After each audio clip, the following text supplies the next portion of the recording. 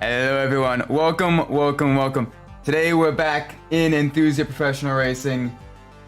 We got the little super lightweight Daihatsu Storia. I did a little bit of settings to reduce the understeer that we occurred sort of at the end of last stream. Because I did have a little bit of turn and understeer. So we got that sorted. Let's go right into our first race of the stream. Try to get this car up to level 10. Oh, we're starting out. Let's start out with a nice Toge duel on the uphill section of Dragon Range. Gonna have shades of Initial D. Ourselves versus a little Peugeot 206 Coupe Cabriolet. So it is gonna be a little bit of a heavier vehicle compared to the standard 206 GTI. So it's gonna be a lot of fun. Let's try to get that first victory of the stream.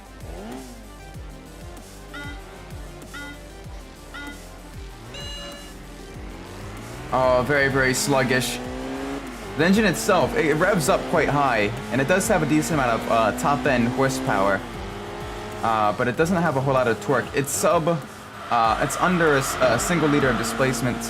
Hey, Sprockets, good to see you. I hope you're having a good day. Good evening, anyway. Oh, he's coming out on the inside. Gotta make sure he races cleanly, so we can get more upgrades for the car. But yeah, the little Storia, it's definitely going to be at a little bit of a disadvantage on the uphill sections because the little 700cc engine, it's smaller than some motorcycle engines, the engine in this car. The little Daihatsu Storia Cross 4. It's, only 718 cubic centimeters.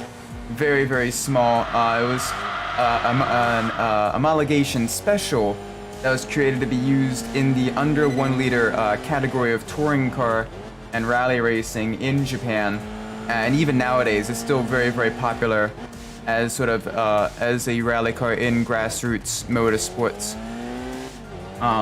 Just because it is incredibly lightweight, very maneuverable, and they built this to be basically to be turned into sort of a racing vehicle. From the showroom floor, all of the chrome paneling and everything was completely stripped off of it. The wheels on some of the early models were just the steel wheels that could be replaced with wider wheels that fit high performance tires. The seats were really cheap kind of fabric seats that could be replaced with proper bucket seats for racing, proper full on racing seats and everything, with the slots for the 5-point harness. The interior was super Spartan, so you could, easily get in a roll cage. It was designed pretty much to be a street legal car that could be turned into a racing or rally car for as cheap as possible, but still offer the maximum amount of performance in its class. And that's why, despite being under a liter, it is still very quick. Especially around the corners, very nimble. And it's definitely sort of an example of a vehicle that, even though the base model, the original base model is very well, it's a standard subcompact, 53 horsepower, front wheel drive, not a whole lot to it. The Storia X4 are basically with the intercooler and the turbocharger and everything, and the Daihatsu J series engine. It definitely. It became sort of a much faster version, a much more performance version of an otherwise very mundane, very standard par for the course vehicle. And I do kind of like those vehicles that they take the mundane, the kind of standard vehicles, and they turn them into something really special. An American one that you might be familiar with is the Chrysler Omni GLH S, the one that was tuned by Shelby, lightweight K car that was produced by the Dodge Chrysler Corporation during the 80s. And then Carroll Shelby got involved with it. They added a big turbocharger, and it was brutally fast in a straight line. One of the fastest sort of front-wheel drive cars in its class at the time, and think it broke a couple of production quarter-mile records as well. I have to double-check that, but I believe so. And it's that also is definitely up there as one of my favorite sort of performance versions of the otherwise standard, very kind of bog standard vehicles.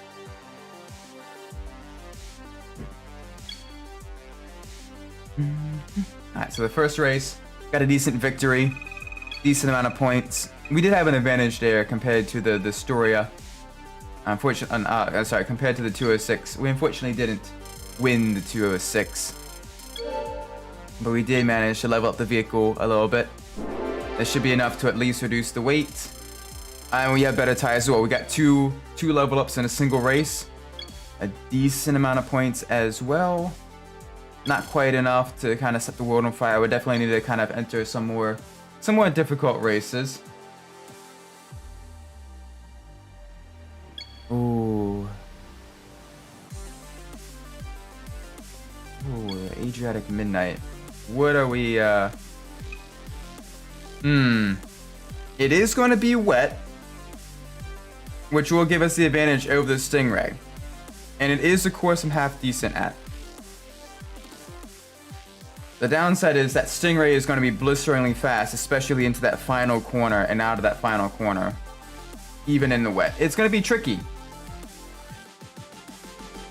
I'm going for it. Why not?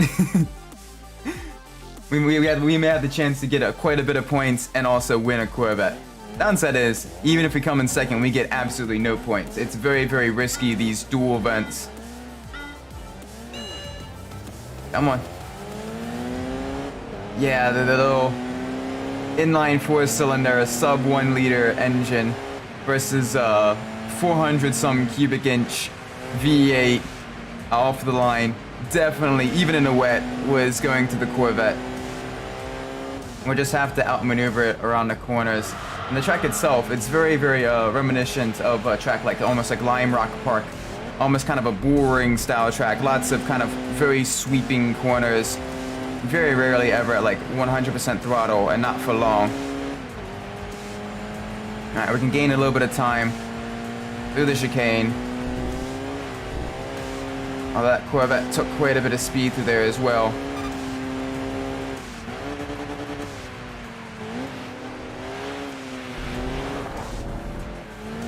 Oh boy. We may have made a mistake. We may have bit off way more than we could chew with the little Storia. Alright, we're about 3 seconds behind. Let's try to reel them in. Little tiny Daihatsu versus a Corvette. I definitely overestimated just how fast this car would be around the corners.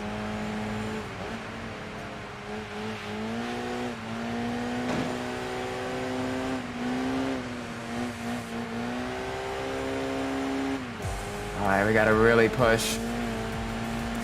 Full send to the chicane. Oh man, but it's going very fast to the chicane as well. Now we're losing an immense amount of time.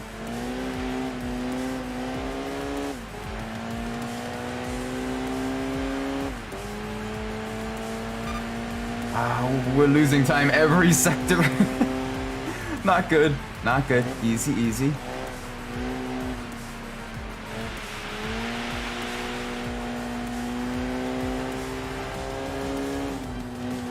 Yeah, unfortunately, we're gonna have to call that.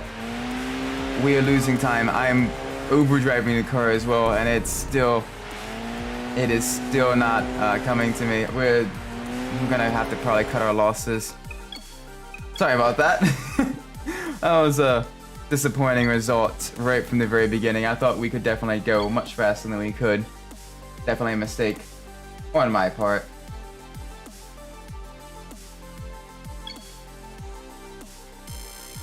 Yeah, our ranking number has decreased quite a bit there.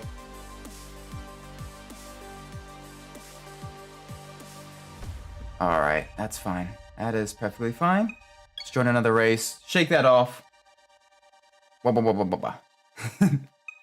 Yeah, we'd definitely be at a loss at the Speediapolis, right? We could probably do decently in the Nordschleife.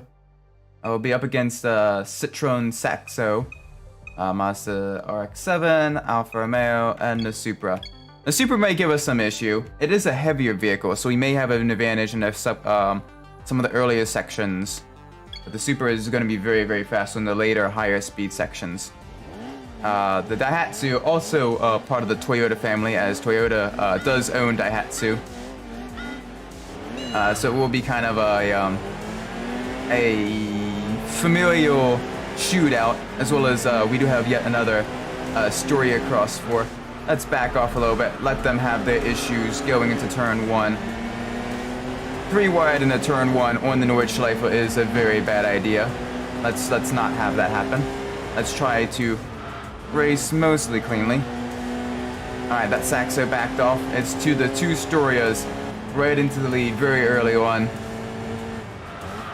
Oh, you're braking very early there. Come on now. I want to make a clean pass. It's going to be difficult though, because we can't really use our vehicle's advantages because they have the same exact vehicle. We just have to kind of carry more speed through one of the corners.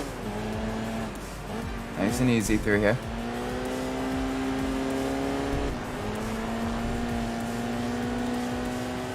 One thing I do wish with this game is that if it had more, even if fictional, more sort of closed, like more actual permanent racing circuits. Again, even if they were fictional permanent racing circuits, I would love to see more of that. Kind of gives more of a sort of professional racing feel, as opposed to just, you know, closing down a bunch of city streets and stuff at random points.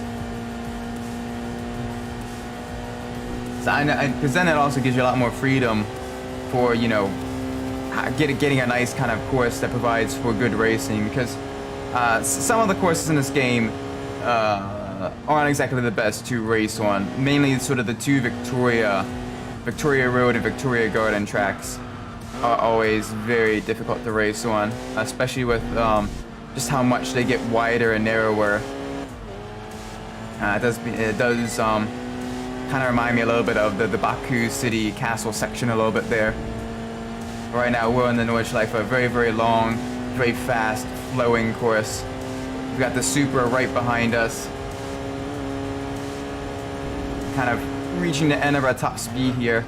The car itself doesn't have with it being mostly designed to be used in rally racing, we will be down on speed quite a bit. So we'll just have to kind of go much faster than the opponents in the slower, twistier sections, and then just hope we can kind of hold them off in the faster sections. But that Supra, it's got almost triple our horsepower. Granted, it is quite heavy as well, but not quite heavy enough to put it at a disadvantage. Oh, it's going down a dive on the inside. Alright, I can carry more speed through this left-hander here. Not quite. Going too wide, I had to compromise my line just a little bit.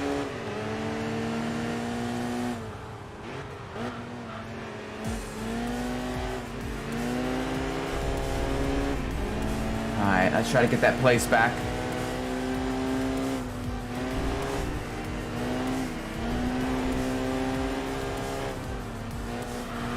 Nice and easy, nice and easy.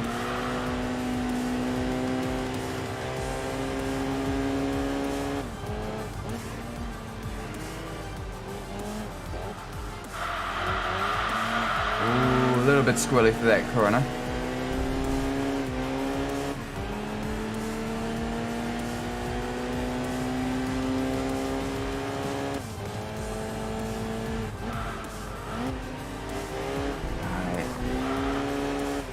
Slowly pulling away just a little bit. They're going to definitely pull away on that high-speed section going into the 2 hairpin corners. Ran a little bit wide there, trying to carry as much momentum as we can to these corners. We're definitely on the back foot, trying to fight against the brutally fast Supra. Very, very powerful 2JZ inline 6 turbocharged.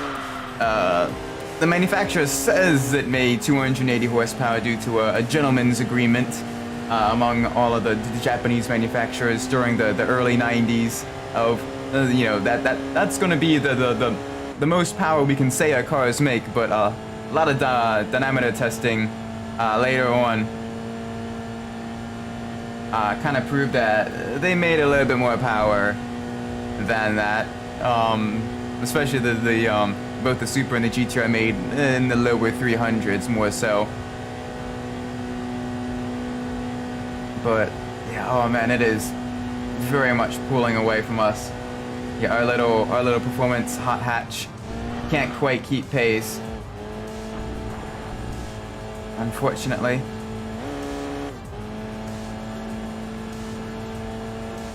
Still, a good second place will definitely give us the points we need to maintain our ranking. Allow us to rank up, add more power to the car as well if we finish well without too many off-course excursions, too many collisions. Definitely allow us to upgrade the power. Definitely have a little bit more grip now, which is nice. Does allow us to push the car even harder in the corners. The car itself already has a decent amount of grip. Still a little bit of understeer, especially in corner exit. I think opening up the front differential just a little bit more might help that. Because the car does have a the Hatsu Storia X4. It's really cool car. Very, you know, a sporty hot hatch. It's pretty rare, and you don't really see it in a whole lot of racing games. But it definitely is kind of sort of a hidden automotive gem.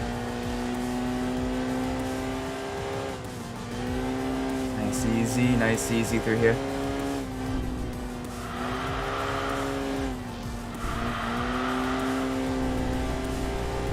And that's the thing I kind of like about Japanese K cars and like other Japanese sort of performance compact cars.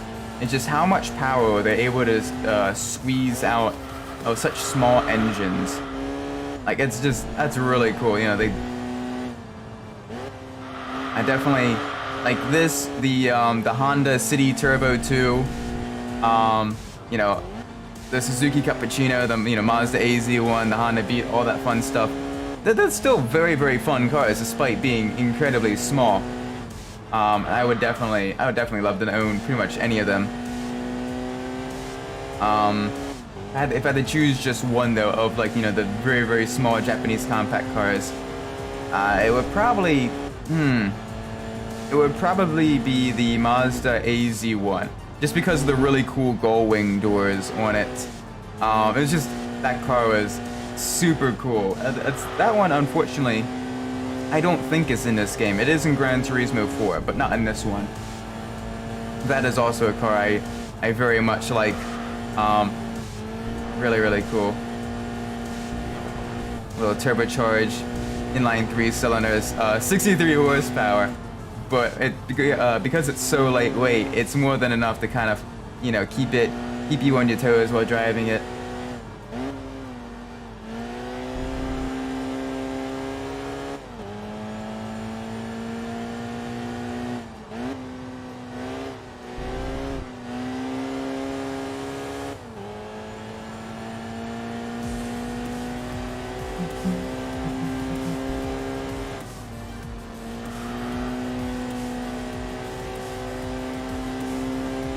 Nice and easy around this corner.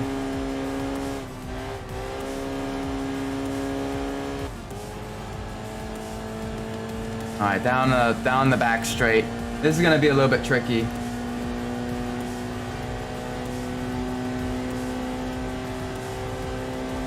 Just because, well, not necessarily tricky, it's just gonna be, this is where we're gonna be losing a lot of time on the Supra. Just because the Supra's got, you know, triple O horsepower. And this is sort of the big sort of make or break section on the Nordschleife as well. This is where a lot of even lighter, very nimble cars kind of lose out on time. And that's kind of what makes the Nordschleife sort of the main sort of big testing ground for vehicles, because not only do you need to be very fast through the corners, but you also need to be fast through the higher speed sections. And because the track is so long, even little differences in vehicle performance are amplified in the lap time itself. Downside is because it is so long, driver mistakes and differences in driver performance as well also make it very difficult which is why you sometimes got to take Nordschleife lap times with a bit of a grain of salt. Just because it could also be, you know, the driver of the car. That's why I think it'd be kind of cool to have sort of just a select few drivers, like independent drivers, drive the vehicles around for like official lap times. That way it's, you know, very, very kind of standardized across the board. Like kind of like almost like Top Gear's The Stig, where it's more or less, you know, one driver driving the car around the track, or like a small selection of equally skilled drivers. Granted, if you're a factory driver racing, you know, racing to beat lap records and everything for the Nordschleife, I guess you are, you know, probably in like the top, you know, top tier of racing drivers regardless. So I mean, they're probably really, really close within each other. Alright, our ranking number has been maintained. That's good. Oh man, that RS race that's gonna be made not applicable to us. That one's gonna be a little bit tricky. Oh, not sure that's gonna be feasible for us for some of these races. Let's do the low end steering challenge right now. Our vehicle itself, it's quite nimble, it's quite fast in the corners. It's just absolutely dreadful on the straights because it, you know, it is sub 1 liter. It's got a smaller engine than most motorcycles. So it is definitely down on power, but it's amazingly fast in the corners. And honestly, this would be kind of a fun car to take around the track though. Oh, and I'm not sure if you can hear it. I was shut up real quick. Never mind, the jets are interrupting. But take a quick listen, because this is one of the first turbocharged cars we're driving on stream. You can hear the blow-off valve as I'm shifting and as I'm getting on and off the accelerator. All right, so let's hear that as I go around the corner.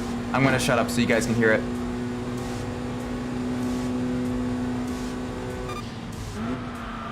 Yeah, it was right there.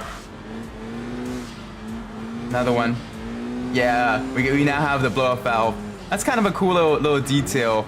Is that especially it's more prominent on turbocharged cars, because you do hear more and more aggressive blow-off valves as the level of engine performance increases.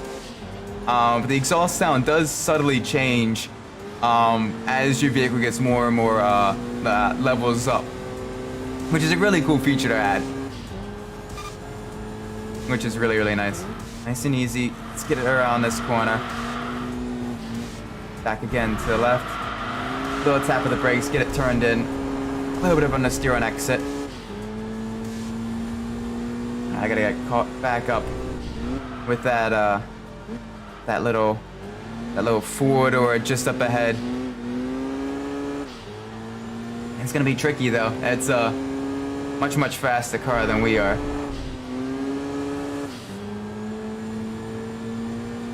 Oh, that counted that as an off-course excursion. That's annoying.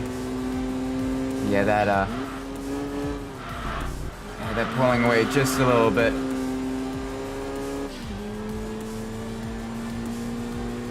Very, very fast. Nice and easy. About half throttle as we come out of the corner. Okay, no throttle. Car does not like trying to do half throttle. Very much has some issues there. Still a little bit of understeer. We're trying to work that out. Partially because I'm just trying to overdrive the car just a little bit in the twisty bits to keep up with much more powerful vehicles. Yeah, while the vehicle itself is fairly successful in its weight class, you know, in its displacement class, in a lot of, you know, touring car and rally racing events.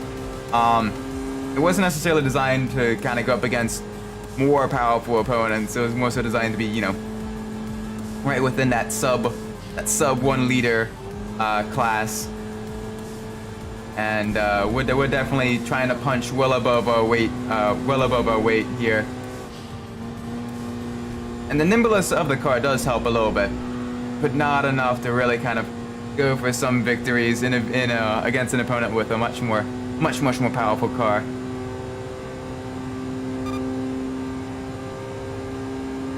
Yeah, they're pulling away just a little bit. Kind of maxing out at around 130 miles an hour. Nice and easy going around this corner.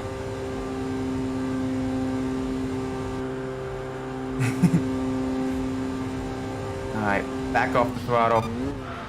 Onto the brakes. Steadily get off the brakes as we kind of try to throw a brake into the hairpin. Get it turned in. Basically kind of going through the lion's mane right now. Lots of hairpin corners, lots of places to kind of get crossed up just a little bit, because all of them are downhill corners as well. So the car will oversteer just a little bit on braking onto the torso of the lion.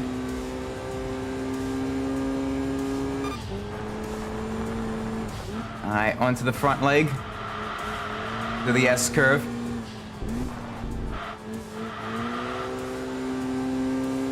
Nice and easy, very, very nice. But yeah, I definitely wish they made more, for this game, more, like original circuits and stuff. Because with the low-end steering, the track we're on, they've definitely proven that they can make really good, like actual, like, you know, permanent racing courses and stuff that are challenging with enough, like, different and difficult corners, but not being, like, too out there. That can also be, you know, really, really memorable. And I'd love to see more of that. Because as you'll see, when we race, you know, the actual racing cars, especially the tarmac racing cars, oh, they can only race on, you know, permanent racing circuits. That you can't race on the street circuits in the main sort of Enthusia mode, which is a little bit mind-boggling, because there's only 4 permanent racing circuits. There's Speediopolis Ring, there's the Nürburgring Nordschleife, there's Tsukuba, and then you have low-end steering, and that's it. Which is, they definitely should have made at least like 2 or 3 more of the permanent racing circuits for you to race on, or allow, you know, the racing cars to race on the street circuits as well. Because that's the when you're racing with the racing cars, you're very much limited to what events you can enter.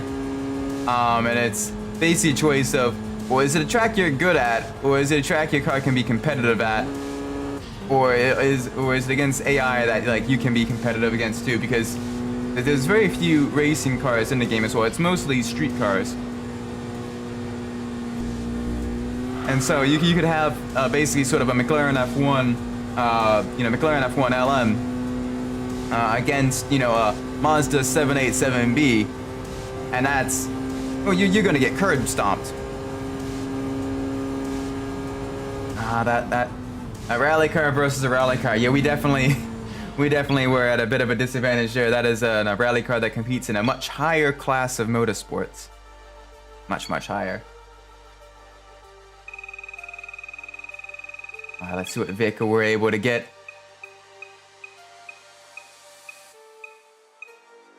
Ooh, we did get the Impreza. Nice. All-wheel drive, Boxer 4 engine, very nice. Lots of points that help us level up our vehicle even more. Very good, very good.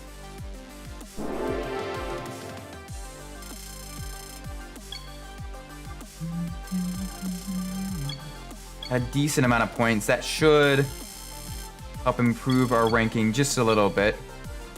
But we're kind of right on the razor's edge of being able to improve our ranking and dropping back down. We're gonna have to enter a decent RS event. Unfortunately, there isn't any made available to us as of right now. Ooh, Dragon Challenge. Granted, this is just a duel, and against the Toyota MR2, we're gonna be at a major disadvantage there. Tsukuba Circuit. What are we gonna be up against? Impreza. Abarth. This is gonna be tricky, but let's do it. Let's risk it for the biscuit, shall we say? We're going to be up against some pretty high performance vehicles, but it is Tsukuba Circuit. It is a very, very tight, very technical track. So we may be able to punch above our weight class. Just a little bit. 2, 1, full throttle.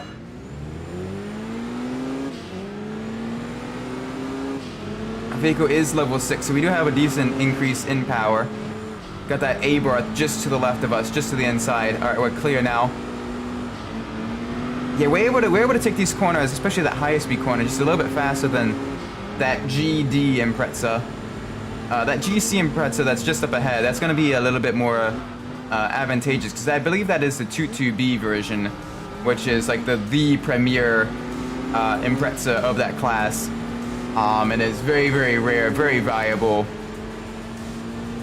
And it's basically used to commemorate their, it was basically created to sort of commemorate their victory in rally racing in the WRC. It's basically Subaru's version of the Tommy Makinen Evo. Is sort of used to sort of commemorate the victories that they achieved in rallying, and it is very, very fast, very, very desirable, and in a beautiful WR blue mica as well, which was created sort of the which was kind of initially created for their sponsorship, you know, for the sponsorship in the rally racing, because they were sponsored by a company, 555, and yeah, that was sort of the company color as well, that sort of bright blue. Oh man, we got passed by the Skyline on the straight. Alright, let's try to outmaneuver them on the twisty bits. Because we definitely cannot, or at the very least, we definitely cannot let that Evo by us, that Evo 3. A little bit lower on horsepower compared to the other 3 vehicles ahead of us. But on the other hand, it is also a little bit lighter, a little bit more nimble.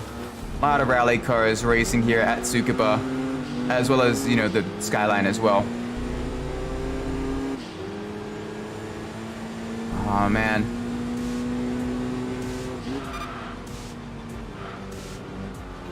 Nice and easy. Easy throttle. Slowly get back on the throttle. Full power. Out of the corner. There we go. Oh man, this is going to be difficult. This is going to be real difficult. I see that Evo looking to make a move in my rear view. That's going to be a tricky one. Especially as we get onto the back straight. Ooh, we do have a decent amount of acceleration, and we can't outbrake them going into the hairpin. Nice and easy. Get our line right. And thankfully, that 22B Impreza and the Skyline are battling for position. Granted, we're battling with that Evo. Nice and easy. Okay, we're going to be on the inside going into this tight hairpin. That's going to compromise our exit. That's fine. We managed to get back the lead, if just barely. Oh my word. Running an extremely defensive line through here. We're definitely trying to punch well above our weight class. This may have been a little bit of a mistake trying to bite off more than we can chew, but we're gonna fight all the way through this time around, because I think we can at least scrape together a points-paying position. It's gonna be a tough fight, though. It's gonna be a very tough fight.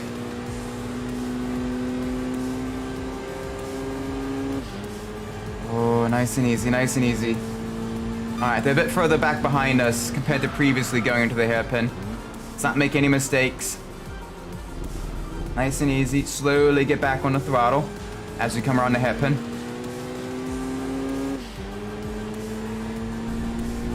Thankfully, our vehicle does have more maneuverability than the Evo, so we can kind of gain a bit of speed, a little bit of distance on them through the twisty bits. Oh man, but that's the other thing as well that I like about this game compared to other racing games, is that even lower positions still feel rewarding if you can fight for them. as well. It becomes a lot more fun. There's a lot of racing games. And one of the downsides with the racing games is basically win or nothing, and that's it. And in real life motorsport, that's not really the case. In real life motorsport, you know, you're trying to scrape every point you can get. Even if you have a bad race, you're trying to minimize the loss. You're trying to get points here and there. That way, for the big, you know, the overall championship as well, you know, you can still come out on top. And so, you know, that is one thing that I do enjoy. I think this game, and especially like a lot of like modern racing sims now, are also doing very, very well.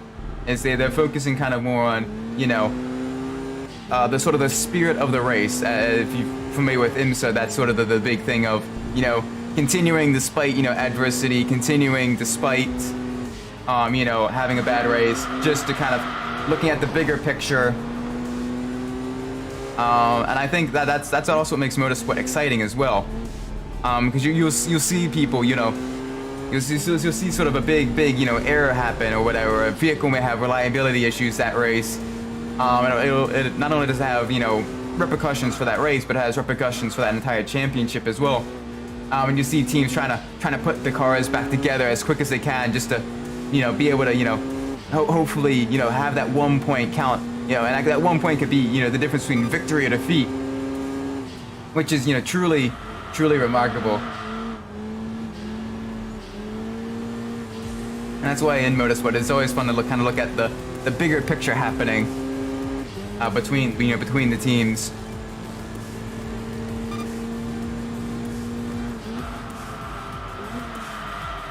And that's kind of why I actually really enjoy the 2021 Formula One season, despite all the controversy surrounding it. It was two of, you know, the best drivers in the world and some of the best machines, regardless of who you support, either Verstappen or Hamilton. Both of them absolutely amazing drivers. And even when, you know, one of them will be winning or one of them will have a bad race, you know, they'd still be pushing as hard as they can to get as many points possible. And the fact that, you know, it came down to the wire at the very last race, as controversial as it was still just amazing. That is the type of stuff that people will be making movies about, you know, a couple decades from now. You know, like Rush, that movie that was based off of the 1976 Formula One season between Niki Lauda and James Hunt. You know, where it also came down to the final race. And it was truly, you know, Hollywood stuff. I think with that, you know, you would see that season sort of be immortalized in film, probably in like a couple decades. And I would love to see that happen. I got the Abarth 1000 TCR. Truly terrifying car to drive, this one. Because they basically stuffed the largest possible engine they could in a tiny little Fiat 500. That's going to be a very difficult car to drive. We left up our driver. Didn't quite level up our car, which is unfortunate. 400 points. Not quite what we were hoping. Not quite what we were hoping. I do apologize. I also have hiccups.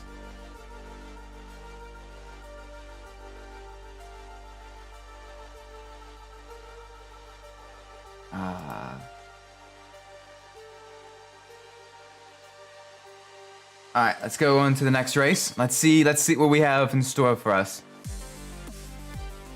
Four-wheel drive limited race. That's gonna be a little bit tricky. Oh, we've never done this track before. Even though we won this car, I still want to do it.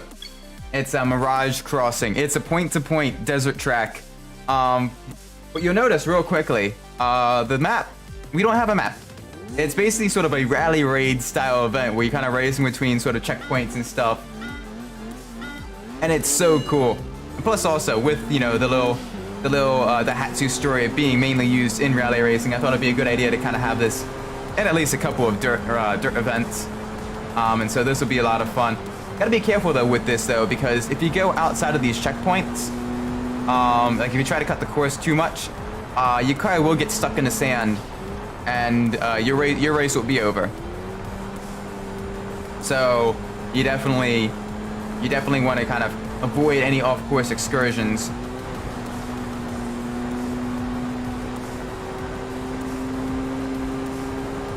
Downside is we are kind of at a major advantage, performance advantage, going against the Mazda Cosmo Sport. A nice car in its own right, but definitely not a rally car. And so we'll be kind of this will be more so sort of a time trial, point-to-point time trial, just to see exactly how fast we can get through the desert. Nice and easy. Get it turned in. Slowly get back up on the throttle as we go into the high-speed section of the desert. Starting to race now across the dunes. The sand getting a little bit softer, a little bit less grippy, a little bit slipperier. Full speed ahead.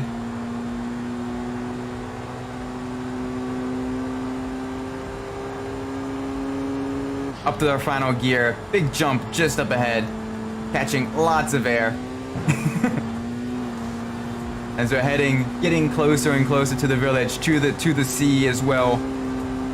Getting very, very close. I want to steadily ease onto the brakes. The sand does not offer a whole lot of grip. We want to kind of slide the car into these kind of very wide, very sweeping corners, because as we're going through the dunes, this is very, very, very slippery. I definitely want to get the car nice and steady through here. Try to minimize understeer as well. Kind of want to sort of initiate a slide. Went a little bit wide there. So let's get some of the sand off our vehicle. Kind of run through the ocean. Up the steep incline, and there we go, across the line. Nice.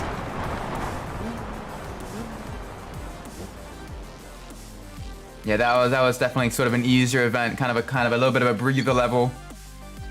But it was a lot of fun, easy level up for our vehicle. It will definitely negatively affect our ranking though, just a little bit. Actually by quite a bit, because this was replacing one of the RS events. But that's fine, we're up to level 8. Only a couple more levels to go. Yeah, our ranking has definitely decreased by a little bit. That's okay. That is perfectly fine.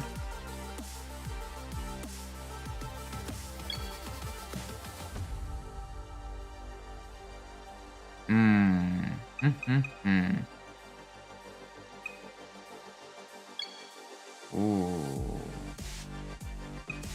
I don't know. I do try to avoid some of the match-based events because, especially if it's that big a difference in terms of performance.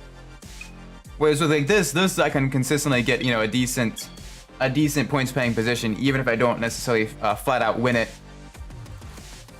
So I usually like to go for the sort of the longer, not the longer, but the larger grid events.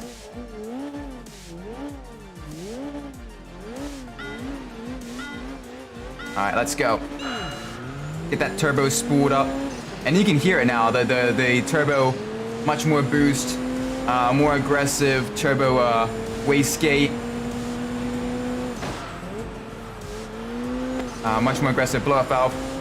Oh gosh, very, very bit of a cluster unit wet through that corner. That's fine.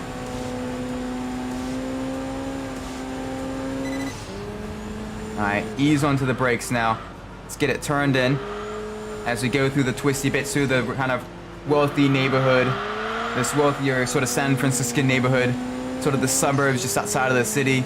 Lots of forests, lots of kind of more rounded corners. Not a lot of intersection, sort of 90-degree third gear corners. All right, nice and easy. Get it turned in.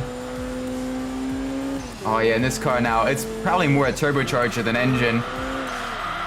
Probably producing a decent amount of power now too.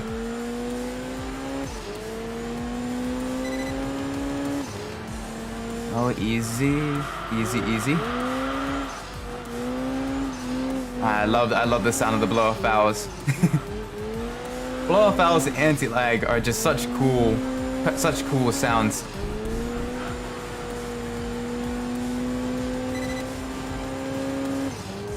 All right, nice and easy. Let's keep going. Let's keep going.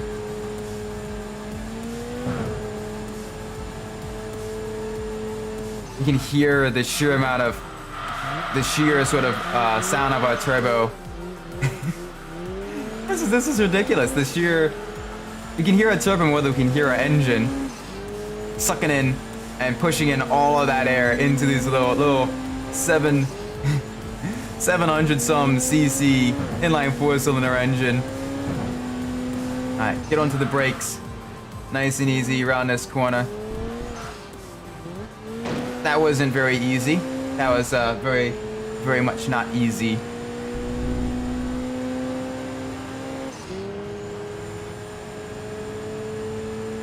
Alright, first lap complete. That Supra is right behind us. It gained a lot of time on the higher speed section. We're gonna have to outmaneuver it into the chicane. Very nice. So that I kind of get the car just a little bit sideways, a little bit of slip angle.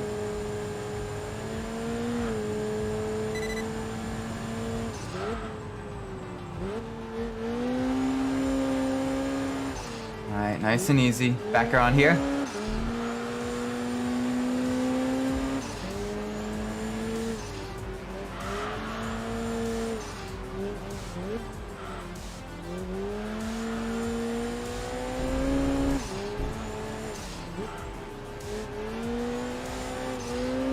Very nice, very nice, very kind of smooth through these corners.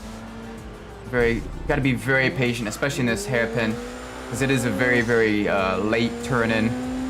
I kind of turned in just a little bit too early there. I'm used to the normal, the non-reversed version of this course.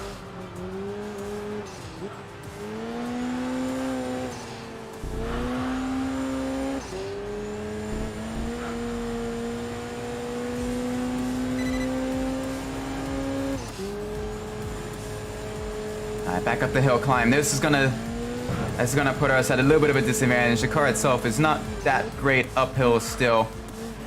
Still, you know, only so much you can do with a less than a liter engine displacement. Still, we got quite a big turbo. We got plenty of grip. Car is even lighter than it was originally. And let's make sure we can kind of hold off the Supra for one more lap. Easy onto the brakes. Get it nice and turned in. I cut that corner just a little bit.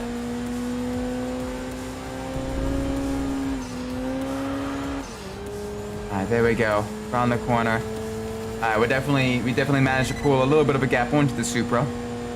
Very nice. Alright, get it turned in through the chicane.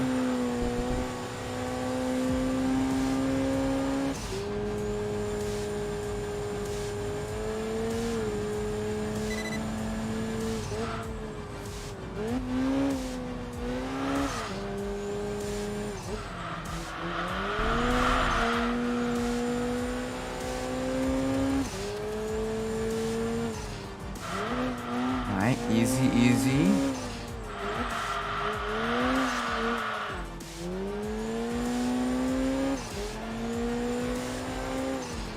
Near a spin there. Kind of lost just a little bit of grip on the rear tires, just for a split second there.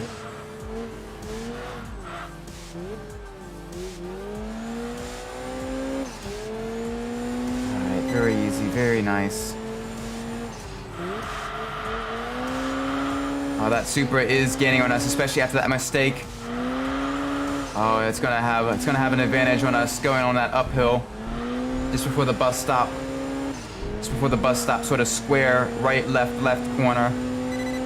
Try to carry more speed through this slight right-hand kink. Thankfully, the car itself is very lightweight, which does help in especially the lower speed corners, so we can kind of gain some time through here. The car turned back the other way around. Back on the throttle. Full speed ahead. Very nice. Alright, big jump. Another big jump. Alright, final couple corners. Let's make sure we don't cut the corner this time around. Never mind, we cut it anyway. It's so hard to see the red cornerstone on red road background. It's very difficult. So it's hard. It's kind of hard to kind of get the trajectory just right. All right, there we go though. We managed to overcome the odds. Very nice. Very good.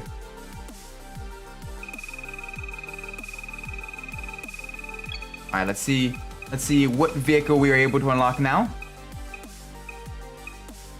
We got the Supra. Yes, is that a Supra? It is a Supra. Oh, sweet. The JZA80 Supra. Very, very nice car. That's gonna be fun to drive when we get to it. Our tuning level has also been increased. Very nice, very, very nice. Our tires are the grippiest boys we can install on there. Now we just have one more level to go. Quite a lot of points as well. That'll definitely help our ranking improve even further.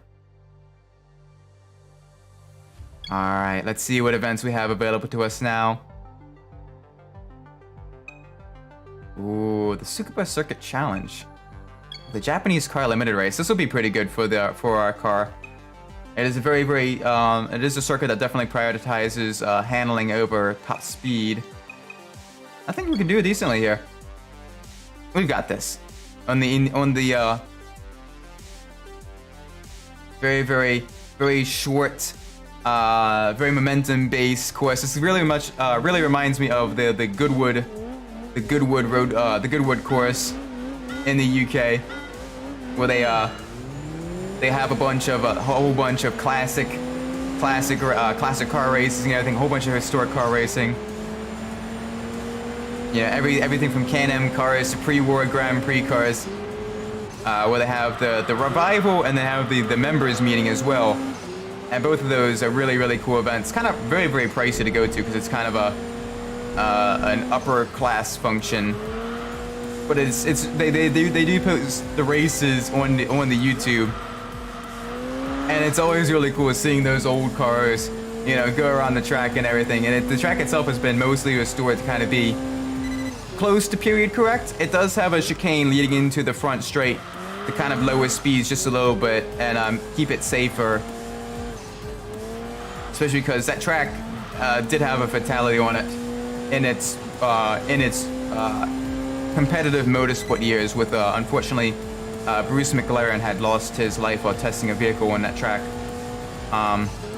Which, yes, that McLaren of the McLaren Formula One team, that McLaren car company, that Bruce McLaren, the guy who started it all, he unfortunately lost his life while testing a vehicle there.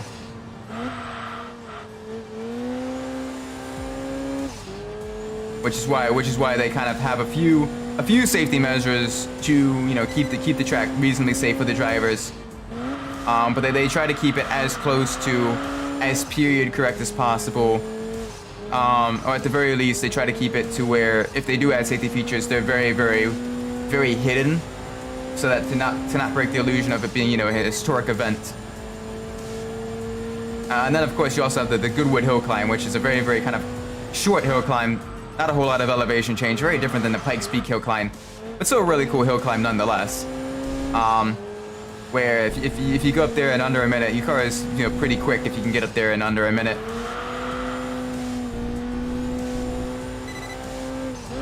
But yeah, they have that for the Festival of Speed, the shootout, not the shootout,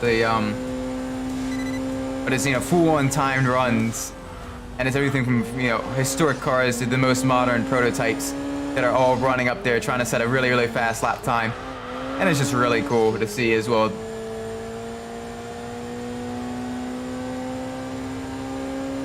That's definitely on my bucket list of going to one of the Goodwood events sometime in my life. I would love to do that. Probably the Festival of Speed, just because that's, you know, a three-day event. And it'd be really, really cool to see. You know, all the everything from the most modern supercars being, you know, teased even before, you know, complete production, to the historic racing cars, to, you know, flyovers from, you know, the classic Spitfires that were used in, you know, World War II and the likes of that. All really, really cool stuff. Massive car show as well. Definitely want to go to that event. A little bit of tap on the wall there.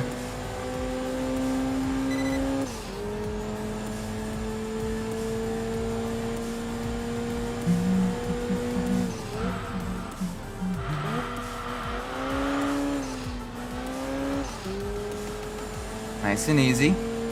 Very nice. Very easy. Alright, through the tunnel, bus stop chicane, get the car nice and turned in.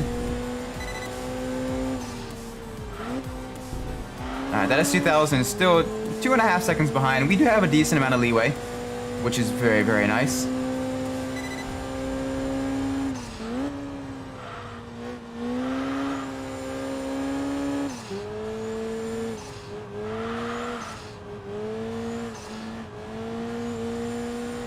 Alright, there we go. Very good, very good.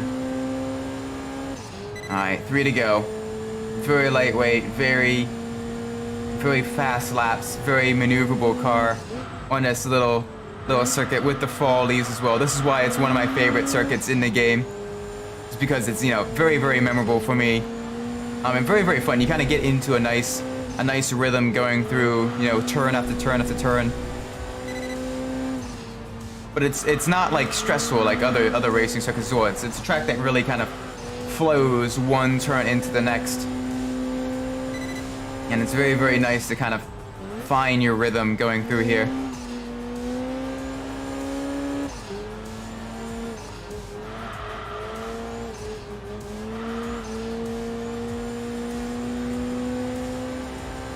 Alright, 2 to go. Here we go.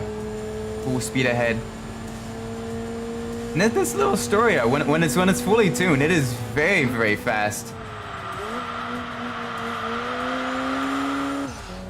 And it definitely, it's got a lot more turning now that we've adjusted some settings and have much grippier tires on there. Let's see if we can't lap last place. We can see them just up ahead. I wonder who that is. That might be the Toyota Celica that's just up ahead. And if so, we need to kind of slap them on the back of the head, because how dare a Toyota be in last place? Come on, we're part of the Toyota family here. We gotta... Oh, it's not the Toyota. Is that the 180SX? Oh my gosh, that may actually be the 180SX that's in last place. Oh man. That's surprising, because I was expecting that car, with it being, you know, a very lightweight, you know, front engine rear wheel drive car. I'd expect that to, you know, kind of punch above its weight on this course. But no, it's mired well back in the pack. That's almost disappointing. Why are you disappointing your car? I want to pass you into this corner.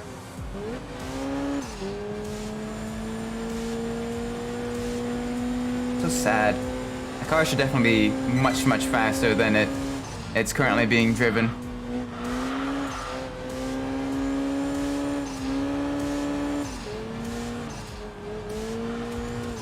Nice and easy. Around the final corner. Come out on the straight. Full speed ahead across the line.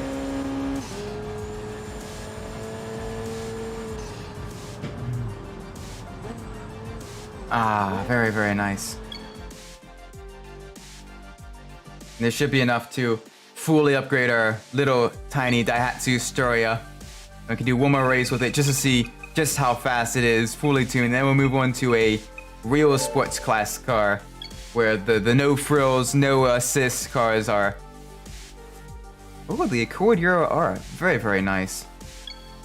Definitely a very refined Type R. Nice, there we go. Our car is now fully upgraded.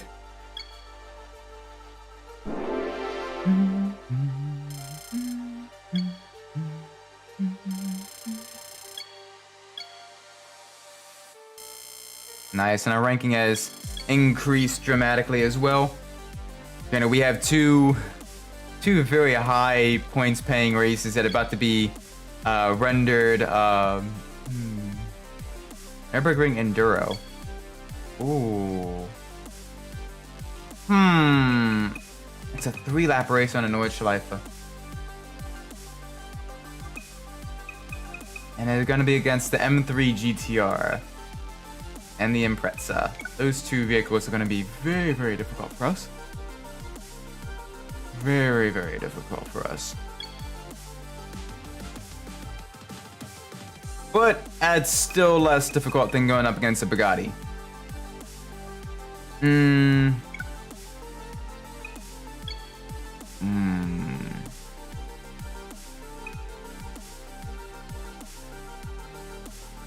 It's gonna be tricky, but let's do it. Let's see just how fast we can. Let's just see how good we can do. It's gonna be a long race, though. I just realized that it's gonna be close to 30 minutes for this 3-lap race around the Nordschleife. But it's gonna be fun. We kind of get to enjoy the fully tuned Daihatsu Storia. 2, 1, let's roll. Oh, good start off the line. Very, very aggressive. Lots of power now. Very high amounts of acceleration. We're still going to be limited by our gear train and our gear ratios. So top speed is still going to be fairly limited. So we're just going to have to make up a lot of time on the corners and on the slower sections, so that we don't get completely BTFO'd on the high speed sections. If we can avoid getting completely crossed up in the slow speed sections to begin with. That beautiful, beautiful Italian spaceship just in front, the Lancia Straight Toast. We had quite a fill of that car during the Rally Fusion stream earlier this week. That car is definitely a handful, but it is such a nice looking car. Definitely a car that goes in the dream garage. Very, very nice. Let's try to gain that place back, though. We are in the more modern car, the more modern of the two rally cars, but it is that little straight toast in front of us is powered by a Dino Ferrari V6 engine. We're reaching our top speed. 140? Alright, 140 is kind of our limit. Oh, big slide there. That wasn't intentional. I just had to take a little dab of the brakes. M3 GTR just rear-ended us. Alright, we need to get past the straight toast. Oh, but that M3 GTR is brutally fast on the straights.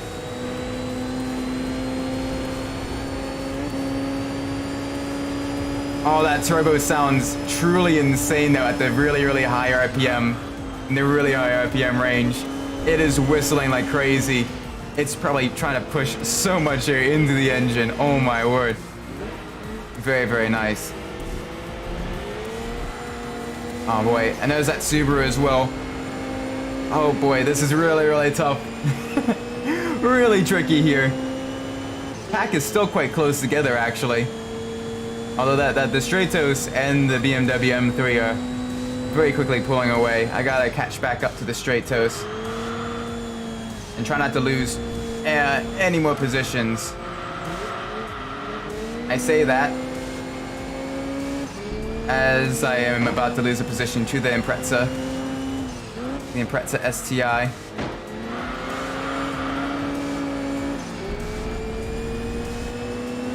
Oh boy. Alright, we're definitely need to gain some time on these Stratos. That car, I think we can probably run a faster lap time around the Nordschleife then. But the Impreza and the M3 GTR may be just a little bit out of our league. Nice and easy, get it turned in.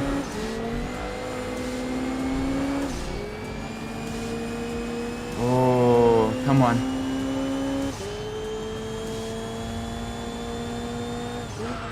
Alright, they're battling for position. That might slow down the Stratos, but we're also going on to a very, very high speed section just up ahead.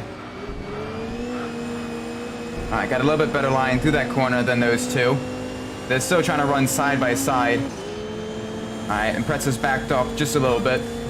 Come on now.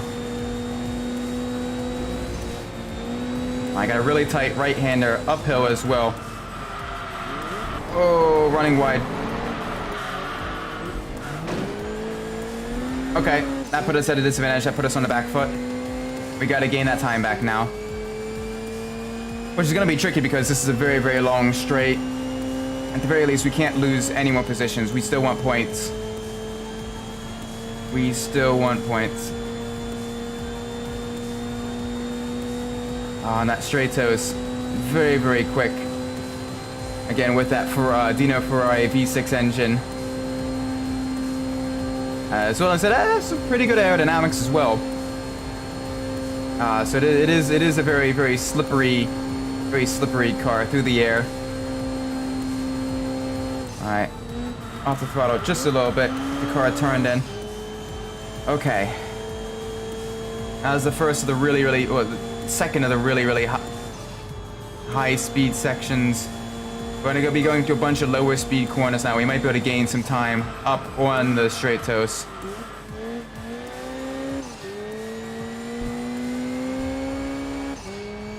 Then again, even that Super Impreza can't gain time on the straight toes. I'm seeing that just up ahead. That's still mired in third position. Oh, we missed the apex of the corner completely. And we weren't able to use the banking to our advantage.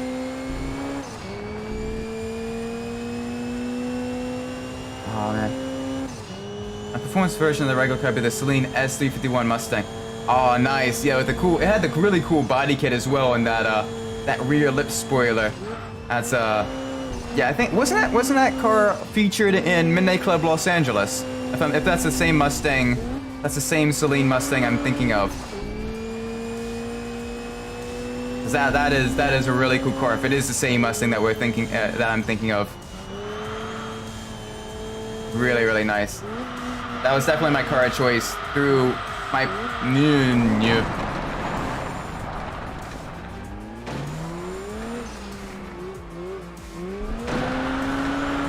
That was dreadful. that was definitely my car of choice through a good chunk of my playthrough of Midnight Club Los Angeles. If that was the same Mustang.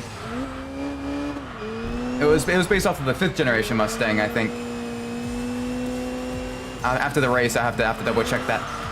But yeah, that one, the RX-7, and then they did the Ducati 1098R with the three sort of end game vehicles I used quite a bit. And oh man, all three of them were very fun to drive. The Mustang with its power and top speed, the RX-7 with its kind of more nimble nature, very but still could take a couple hits here and there without major issues. And then the 1098R is such a nimble bike. The bikes were really OP in Midnight Club Los Angeles, especially if you got decent enough with them to avoid being thrown off.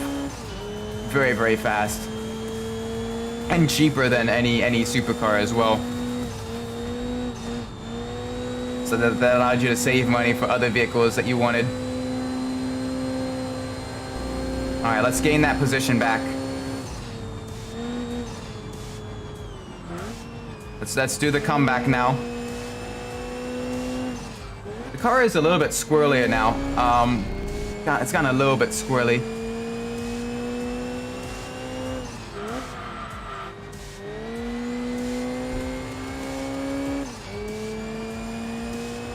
All right, I can see 4th just up ahead. Let's try to get these positions back. Full on time attack mode now. No mistakes. At the very least, let's minimize our mistakes. All right, come on. Need more speed. I've got an obligation for acceleration. I've got a need for speed. Oh, come on, go a little bit faster, you tiny little white jelly bean. So we're losing time on 4th place on these straights. We gotta gain some time on the corners now, because we are definitely one of the slowest cars down this back straight. But we do have 2 more laps to kind of get that position back, and maybe 1 more as well if we can catch back up with the straight toes. We definitely had a couple of issues in that first lap. Let's make sure we don't have any more. We might be able to salvage a decent points paying position. We're definitely pushing. Full attack. Nice and easy around the corner. All right, back to full speed. Let's go.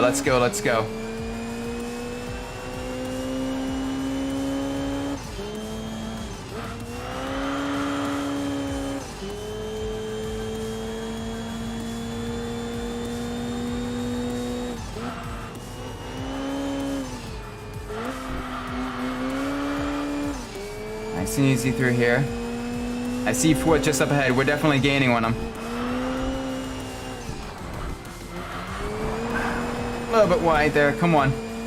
We're definitely overdriving the car just a little bit. Need to back off just a tad so I can actually go fast, because slow is smooth and smooth is fast. Oh, but at the same time, we gotta go right at the threshold of like 100% of vehicle grip and vehicle performance. And not understeer into the grass like that. That's where we're gonna lose time. Downside is this track has way too many high-speed sections. That's definitely going to cause some issues for us, because 4th place is now pulling away. Easy. Little tap of the brakes. Get it turned in. Not as aggressive of a slide this time around. Alright. Hard onto the brakes. Down in the 3rd gear. Back around the corner. I still see 4th place. We're still within striking distance of 4th place. Let's get these points.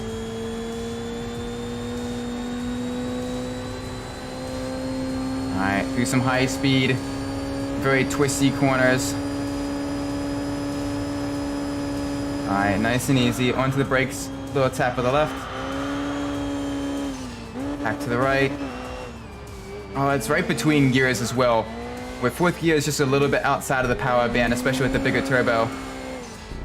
But 3rd gear, we're bouncing off the rev limiter. Alright, we're doing decently. We're catching up a little bit with 4th. Let's try to get that position back. We need to get that position back.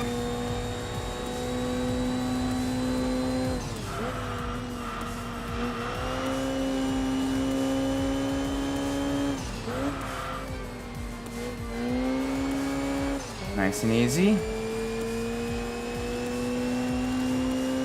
Alright, down a gear.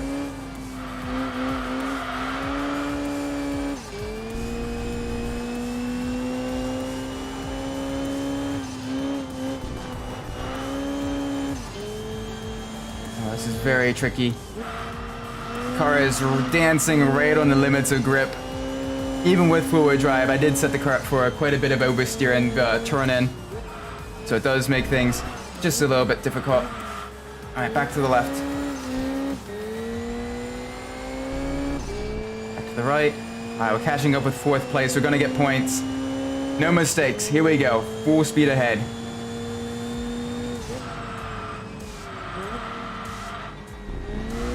A little bit wide there. Thankfully that didn't count as off course.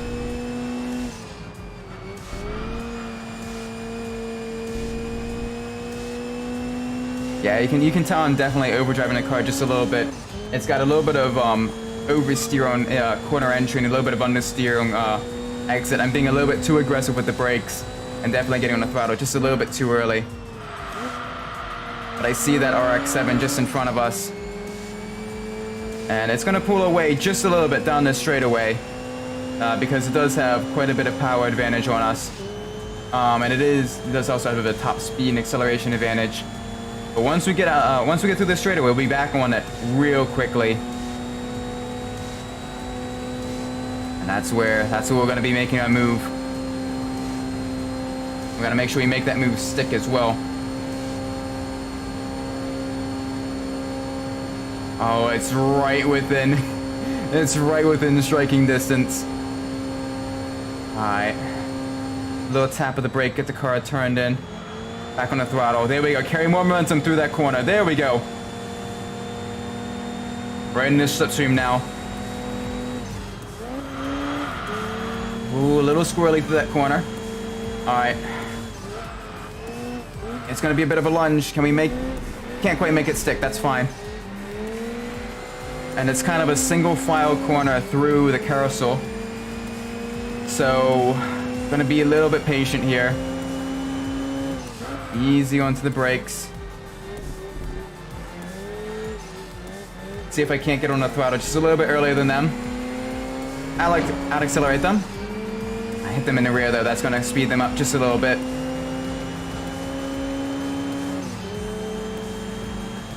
Alright, we got the inside line. Through this corner, too wide. Another little contact.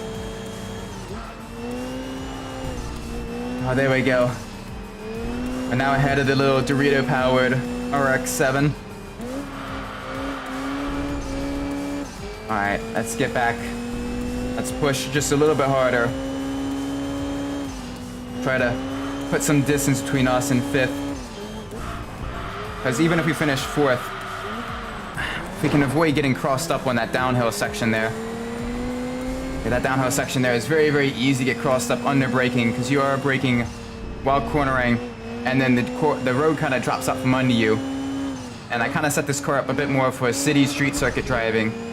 So kind of more nippy, kind of more snap oversteer among for braking. So I can use the forward drive traction to kind of accelerate myself out of it. Definitely not the best setup for the Nordschleife though, with its very, very bumpy, very undulating course. We're gonna have to really push now to get back into 4th.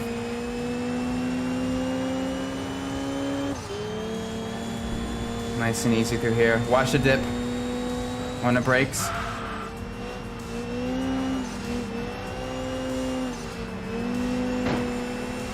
Got a little tap there. Okay, that was a little bit more than a tap, but you know, this is just a tap. It's fine. Okay, nice and easy, nice and easy. No more mistakes.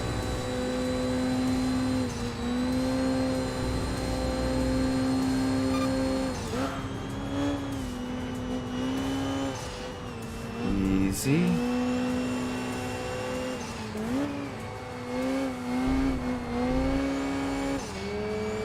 Oh, you're gonna be passing me on that a very, very long, over a mile long back straight. Oh, that's gonna be difficult. That's gonna make things difficult.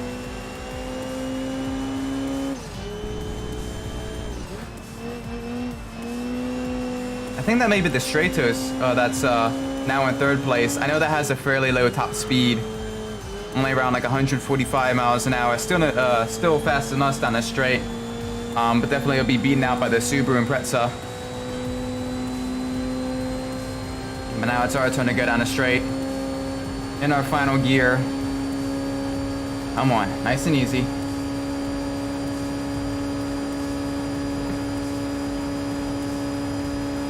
Oh, that RX-7 is slowly getting ready to pass us. We can't really defend against it without, you know, being very, very poor sports, so we're not going to do that. Just have to kind of tuck into the slipstream and work on getting back past them on the final lap. About 140 is the top speed on this car.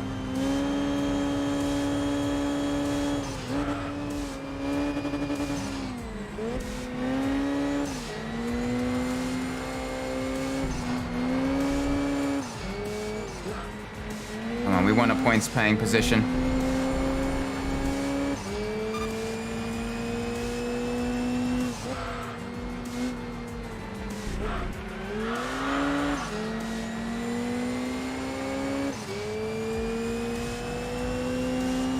Let's get back. Let's get that RX-7.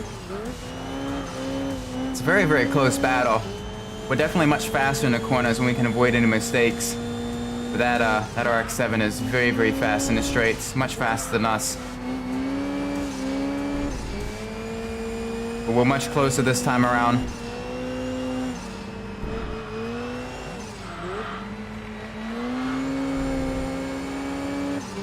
There we go. Right up with you.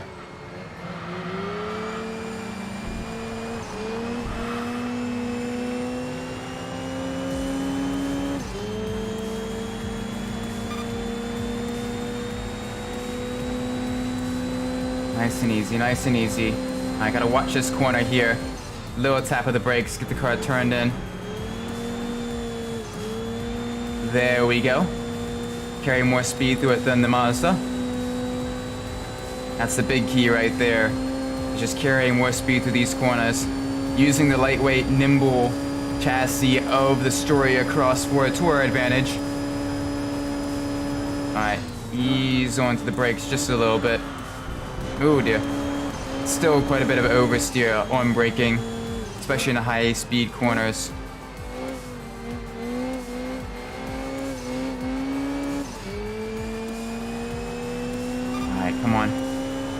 about a minute and over a minute and a half behind that BMW M3 GTR. Oh boy.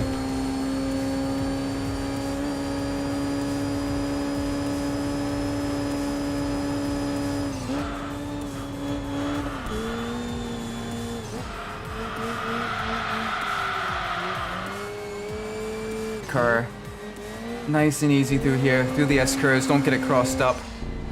Use this middle section to kind of build a gap a little bit more, a little bit of a buffer between us and the RX-7. That way we're able to kind of hold them off on the straights.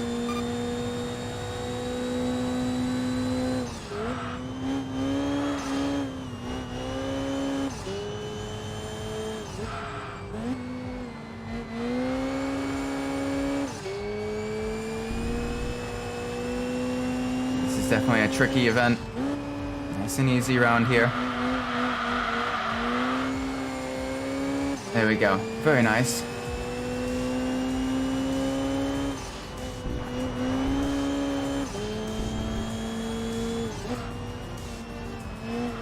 Alright, about a little bit less than halfway through the final lap. And closer to about a third of the way through, actually.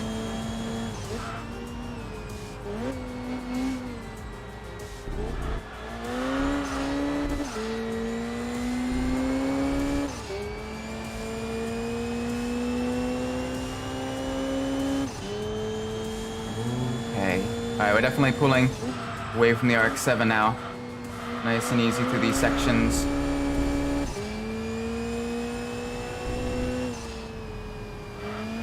Nice little tippy taps to the curb. Took a little bit more than curb there. But that's alright. Nice and easy through here. Nice and easy through here. Alright, final corner before a very, very long straight. Not the final corner though.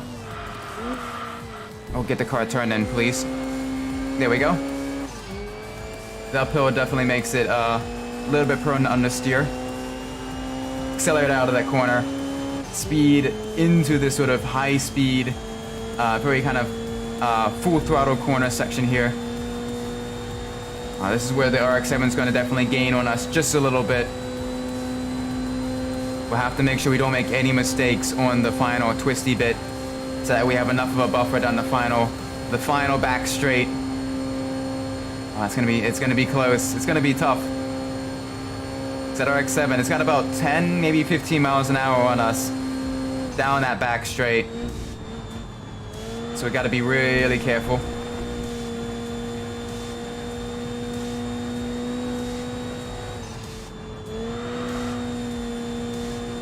Be very, very careful.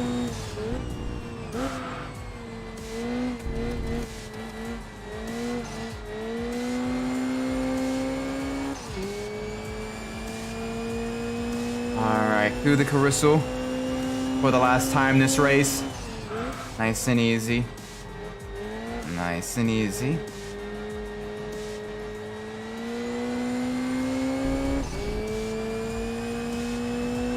There we go. Definitely gaining a little bit of time through there.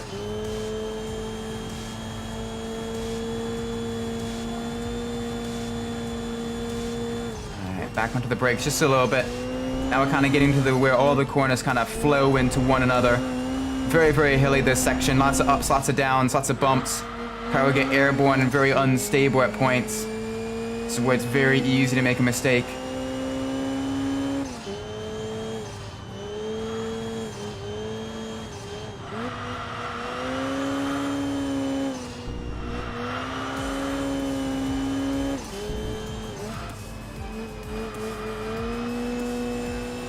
Over the crest.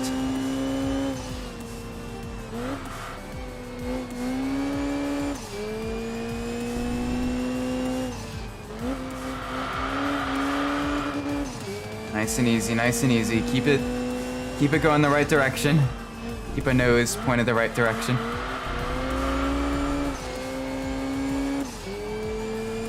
There we go. Yeah, we're still pulling away from the RX-7. The Savannah RX-7.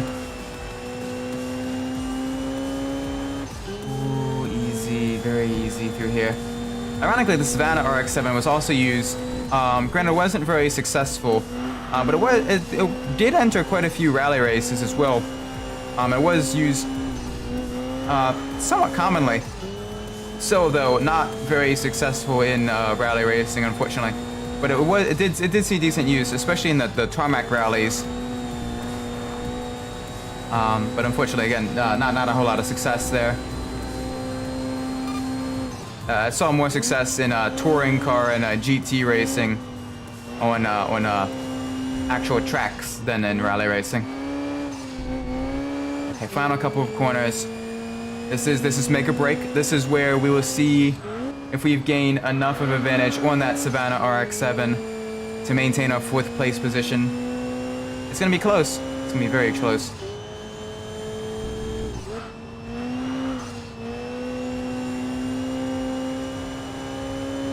Alright, final corner before the really long straight. Alright, make a break time. Here we go.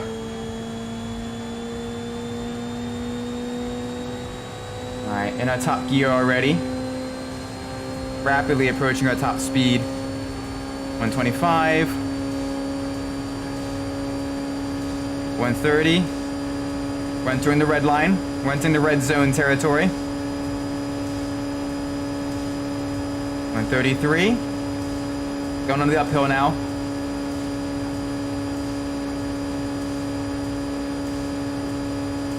Nice and easy. Now in the downhill section, very smooth in our inputs.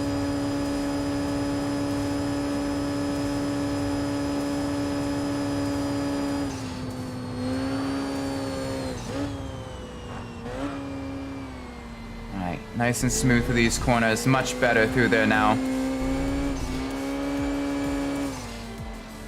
Much better through there now. There we go, across the line.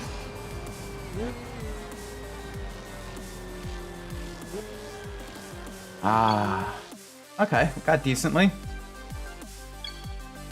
We definitely did decently there.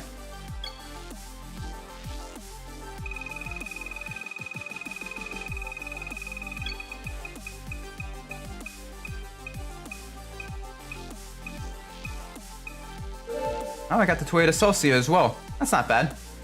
That is most certainly not bad. Nice premium sedan there.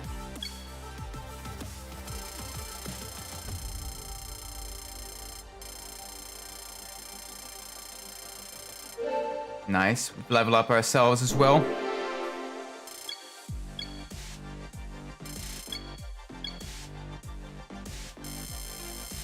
Not enough to save our ranking though, which is unfortunate.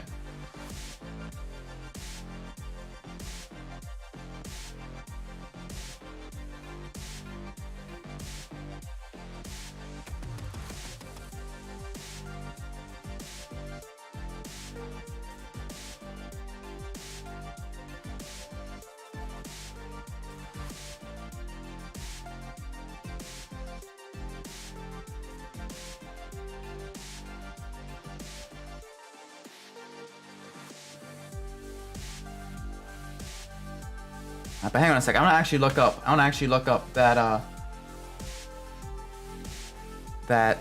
Celine S351. I want to see if that's the same Mustang. Okay, no, it's the previous generation. It's the 4th generation Mustang. Oh, that's really nice, actually. That's actually really nice. Or did it come in the 5th generation version as well?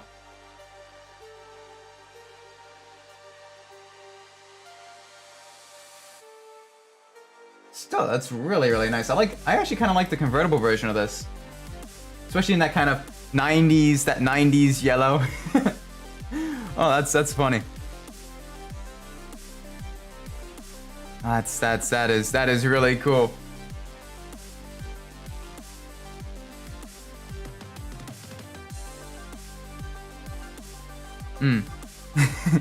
Alright, well, we love this car up to level 10 now. Let's now go to a real sports car. Which is sort of a... Sorry, oopsie daisies. Let's change the car, actually.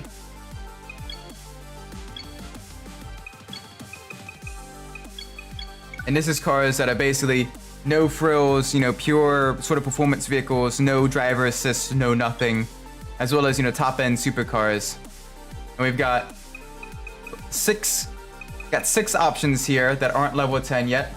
And we can go into the next page, but I want to kind of go among these 6. So what I'm going to do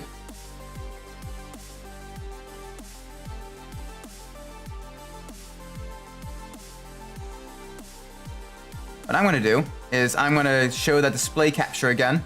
As you can see, we've got we're rolling a D6. It's going to be numbered 1 to 6. Number 1 would be that Mazda Miata. Hang on, let me... there's no real good way to show both. So basically, number 1 would be the Mazda Miata. Number 6 will be the Toyota SW20 MR2. Let's see what we roll. Number 4. All right, that is the Honda S2000. I love a late 90s Miata. Oh yeah, those are really, really cool too. We rolled for the S2000 to start. So that's gonna be the one we start with. This one. Very, very nice. For a time, the S2000 had the highest horsepower to liter ratio of any naturally aspirated car. An Indy Yellow Pearl, Nuamola Orange Pearl. Very, very nice selection of colors here. Kind of like it in that yellow color. Very, very nice. Yeah, ranking's going to decrease just a little bit, but that's okay. Love a late 90s. Yeah, definitely. I love both the NA and the NB generation Miatas. Both of them are really, really nice. Then the NA generation just a little bit more because it's got the pop-up headlights. I didn't really like the NC generation. NC generation is kind of good. I wouldn't turn down an NC generation Miata. But definitely, I didn't quite like it nearly as much as the NA or the NB generation Miatas. Alright, let's adjust the tote just a little bit. Let's adjust the camber as well. A little bit toward the acceleration, and let's dial back the limited slip differential. There we go. Very nice. Very, very nice.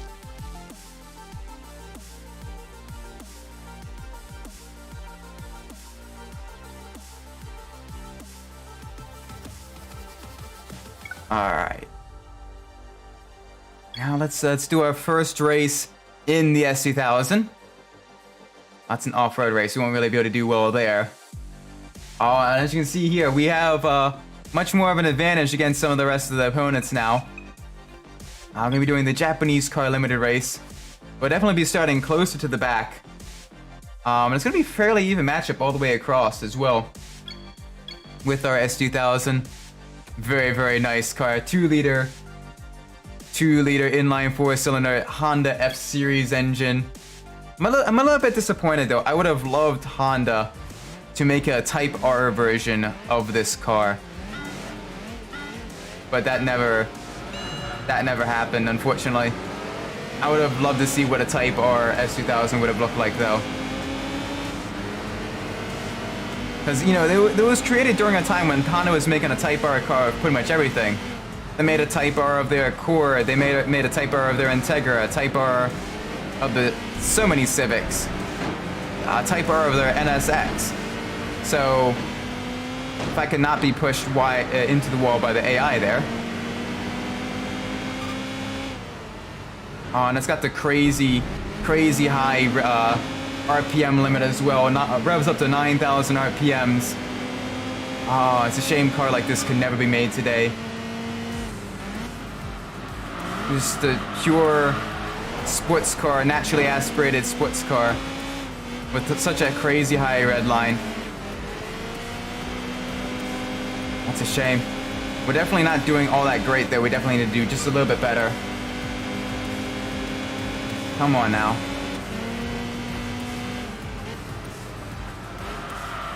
Oh dear. Car is still getting very crossed up on the braking.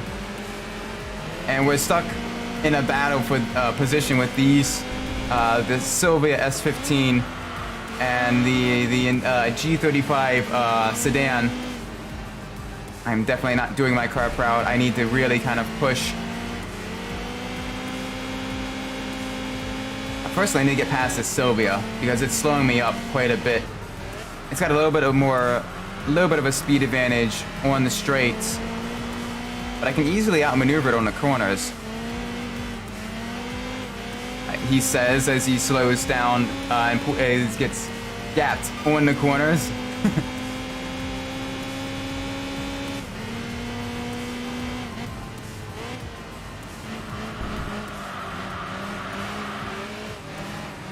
That is one of the downsides, though, is going back to the stock cars, you know, the non, you know, before they, you know, back when they're level 1, is you get used to kind of the grip of a previous vehicle and the power and everything, and your driving skill kind of dulls just a little bit. Plus, also, you're getting used to a brand new vehicle with an entirely different set of driving characteristics. And although we can keep them right in our sight, we're not really gaining on them lap after lap, which is annoying. We need to push just a little bit harder because they've been staying about just over 4 seconds ahead of us this entire lap.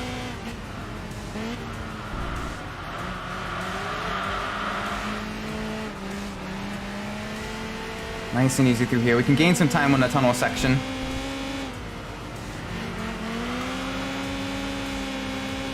And I gotta make a pass that sticks. There we go. Back up into the lead. Alright, now let's catch up to these two Subaru Imprezas. I'm just a little bit wide there. That's gonna allow the Silvia to get back beside us. And they do have that turbocharger, which is definitely gonna give them just a little bit more power than us. Just a little bit. Alright, easy on the brakes. Go into the inside. Try to make a pass that sticks. Use up as much grip as you can.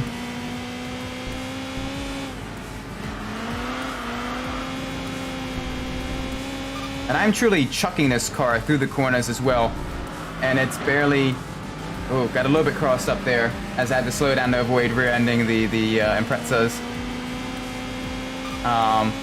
But it's barely getting too sideways. This is a very, very kind of neutral handling car. It feels very nice to drive. Let's see if we can't get back up into second. We are slowly actually gaining on the Subarus, little bit by bit, but it is not quite enough, I don't think. We had an early race mistake that definitely cost us quite a bit of time. Oh, the gray Subaru got a little bit crossed up through that corner. Oh, they're going to be going too wide into the chicane here. This is going to benefit me. Ran just a little bit too wide. Got a little bit over aggressive there. That's fine. That's fine. All right, the 2-2B Impreza's just in front of us, though. We can definitely get a decent second place finish here.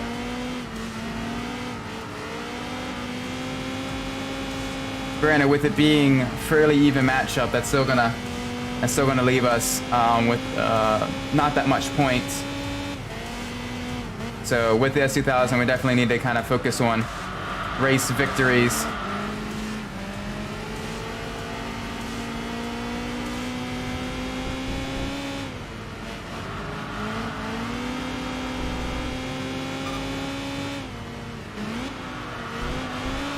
There we go. Up in a second. Managed to make that pass stick. Very good. Nice and easy, nice and easy.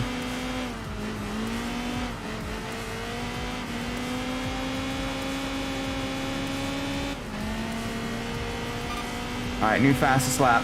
Oh, we're about 2 seconds behind that gray, the silver gray Subaru Impreza STI. It's going to be tricky. I don't think we can close that much of a gap in a single lap, especially a lap this quick.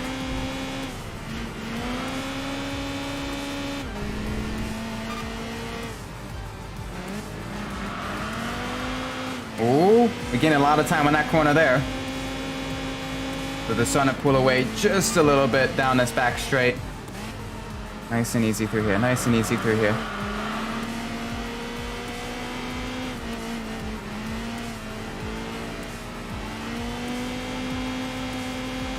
We're gonna have to settle for second place. We're starting to kind of figure out that car though. Kind of get used to its handling properties. Yeah, still didn't have the best start to the race. No sirree. We do have 3 vehicles we can win though. Got the 22B and Pretza. Always very, very nice. Always very nice. Let's see what vehicle that is. Oh, how, you know, English. Let's take a closer look at that vehicle. Very, very nice. 276 horsepower. Very lightweight. 4-wheel drive. Very nice. Not at the level of a vehicle. We definitely had a very dirty race. We were able to increase our ranking just a little bit.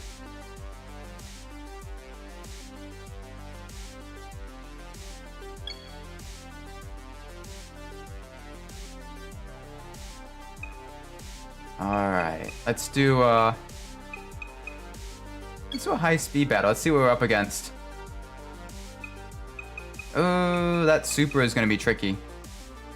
That super is going to be very tricky to beat. What are we up against here? Fair Lady Z, 350Z, Tommy Kiera, ZZ Coupe, Civic Type R, Sylvia K. We can do that. It's another fall race with our beautiful open top Honda S2000. Very nice. Very beautiful car. Wish this car got more attention in was used more in motorsport. Unfortunately, Honda didn't really do any factory backing for use in any type of motorsport. It was really only kind of used in the Spoon Sports kind of made a touring car version of it for the N1 or Super Taikyu endurance races. And granted, it did reasonably well there. Spoon Sports is kind of the big Japanese Honda brand, you know, the bright blue, bright yellow coloring.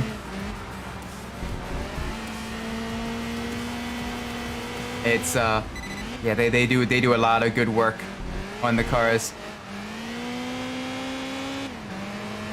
Alright, we're up into the lead, got an early lead. And this track is a little bit twistier than the other autumn track. So that should be, we can use that to our advantage, as our vehicle is much lighter than that 350Z. So that Tommy Kiera would definitely be a little bit of a tricky vehicle to beat. That is also a very lightweight, very nimble car, powered by a Nissan 4-cylinder engine. I think it's one of the SR engines that powers it. And very nimble. Alright, first lap done. Under 130. Very good. Alright, ease the car into the sweeper here. Go out wide to kind of get ourselves set up for the much tighter second half of the corner.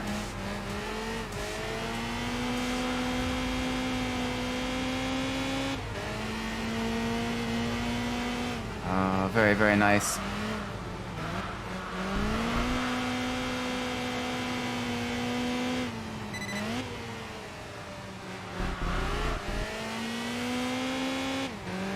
Yeah, that ZZ1 right behind us. Oh, that's going to be very tricky. Very tricky to beat. It is more nimble than us. Very lightweight. It's essentially the Japanese answer to the Lotus Elise. Very lightweight mid-engine sports car. Produced in very limited numbers with a target top as well. Really cool car. It's really only kind of showcased in like this game and the Gran Turismo series. But it's a really really cool car. Very lightweight, very nimble. Very much a driver's car. And it was used quite extensively in club level motorsport also.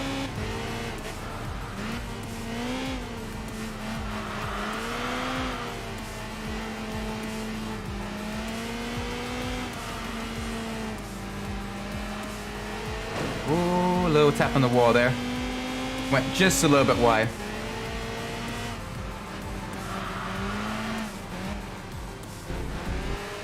Gotta make sure we win this so we can get at least a half decent amount of points.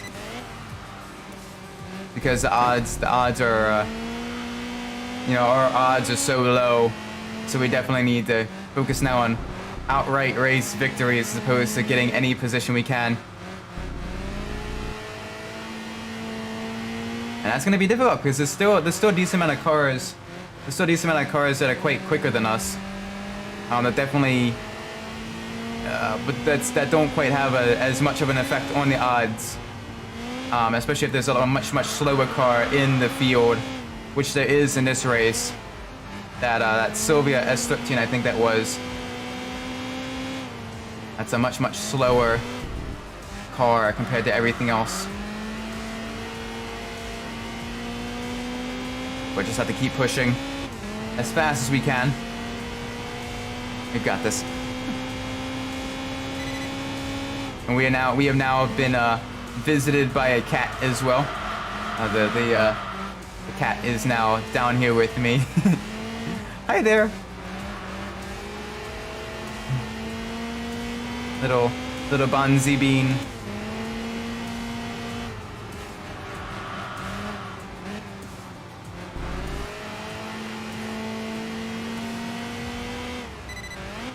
Oh, got a little squirrely in the braking.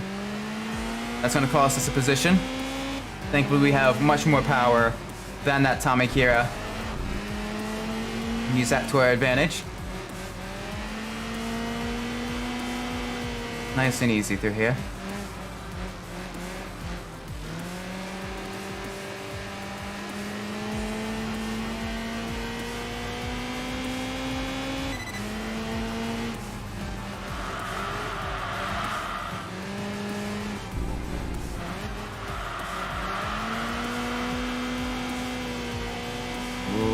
Easy.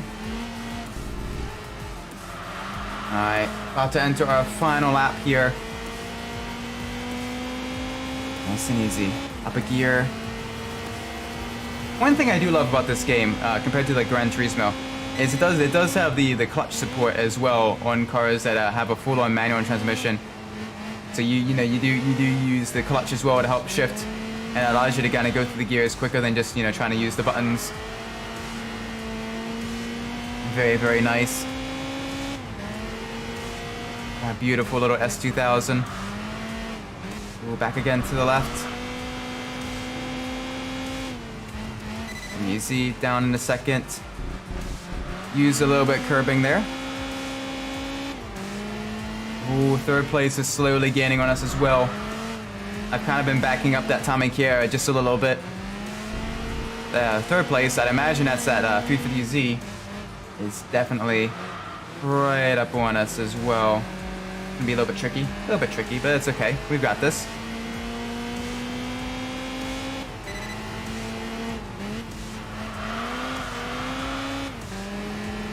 And back again to the right. Ooh, a little bit of off-course excursion there. A little bit of dirt on the paint. Final corner. Come on, full throttle now. Very nice, very nice.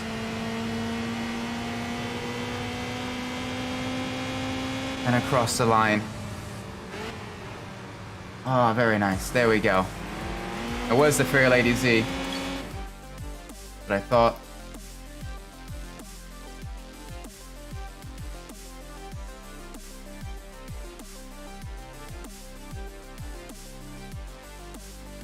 All right. Decent result. Got a win. First win in the car. First win in the S2000.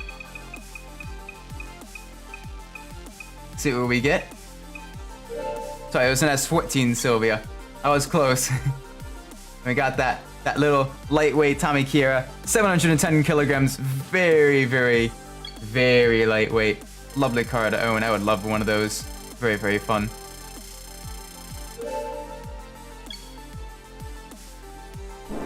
If I was ever like an eccentric billionaire, I'd have like the largest garage, and it'd be like an automotive museum. You kind of featuring all the different cars and everything. And obviously, I'd take them out and drive them and stuff too, because cars are meant to be driven. But it'd be a museum kind of featuring like a whole bunch of like, the different vehicles from automotive history, everything from classic and modern road cars to racing vehicles and everything. And I would love to make like free or like super cheap to enter to the public, just so they can learn more about these automotive pieces of art. That'd be super cool. But I am most certainly not an eccentric billionaire, so that is not currently in the works. Well, one can dream, though, right?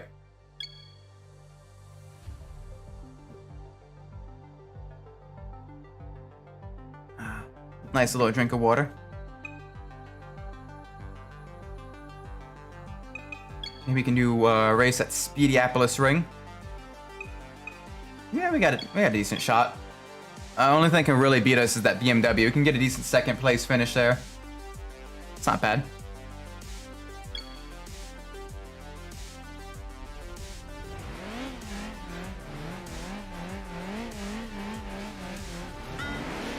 Two, one, let's roll.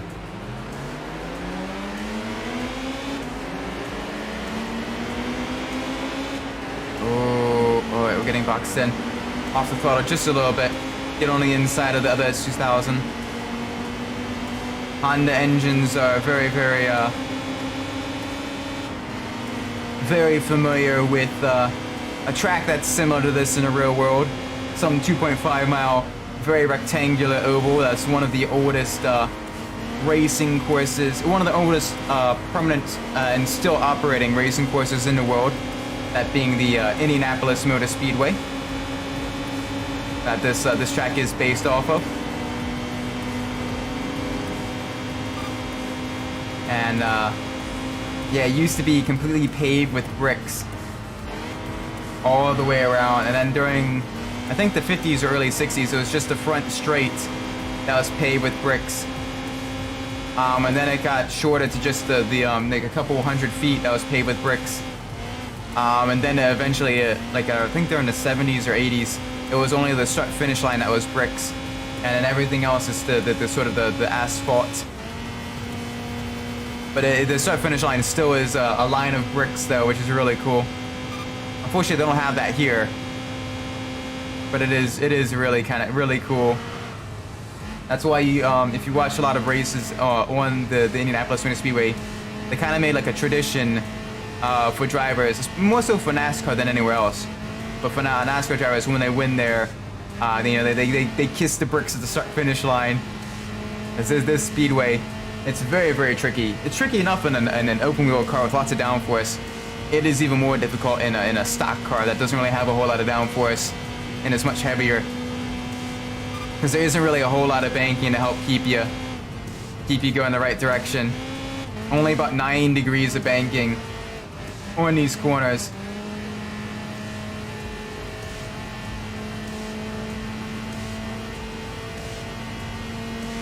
And so it's very, very, very tricky.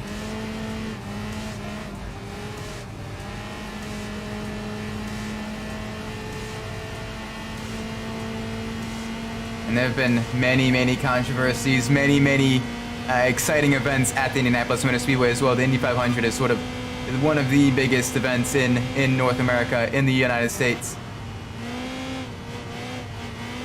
And even during the CART IndyCar split, it was still, really, really big, really popular. I love to see IndyCar kind of regain its popularity from before the split, or even like right after the split. That'd be really cool. And it's starting to get there, especially since now you got the drivers such as Roman Grosjean, Jimmy Johnson, and like who's that one Australian touring car driver that just joined? Oh, his name is escaping me. I'll have to look that up afterwards. But you have, you know, former Formula 1 drivers like, you know, Marcus Ericsson, Romain Grosjean, Sebastian Bourdais, all that stuff. You know, you got NASCAR driver Jimmy Johnson there. You got, you know, a whole bunch of other drivers there, all kind of bringing in a hype. And it's just really, really cool. And they're racing in a whole bunch of new locations as well. They used to have a race in Baltimore during the early 2010s. But that race was a little bit of a... That race had quite a bit of issues. The biggest one, or one of the biggest one, was the contractors didn't get paid. That's always a very, very quick way to get an event shut down, is when you don't pay the people that are running the event or setting up for the event. The second one was the track itself. It went over the light rail tracks that went right through the city. And so to prevent the cars from, you know, getting airborne going over the tracks, I had to put a tire chicane, kind of really kind of sketchy tire chicane, to slow them down before the light rail tracks. And even then, the cars would kind of bounce across them, and it was very, very, very rough, very harsh on the drivers, very harsh on the machinery as well. And he did have quite a bit of mechanical retirements there because of that. It's a shame. I'd love to see sort of either a permanent racing circuit or a street circuit in Maryland that, you know, has more, you know, gets more events here. So right now the closest sort of, you know, racing circuit to me, or to in Maryland, you know, that has left and right turns, is Summit Point Motorsports Park. And even then, they only really host club level events. The closest track that hosts, you know, sort of national and international level events is Watkins Glen up in New York. And it's a short, almost 6-hour drive for me getting up there. But you get to watch the 6 hours of the Glen. It's a lot of fun, that event. And then the second closest for sort of international and national motorsport events is VIR, Virginia International Raceway, which is down in Southern Virginia, very, very down in Southern Virginia, and they race IMSA races there as well. And that's a lot of fun to watch. Going to a final lap now. Yeah, we're kind of stuck in second position. That BMW M3 GTR well into the lead.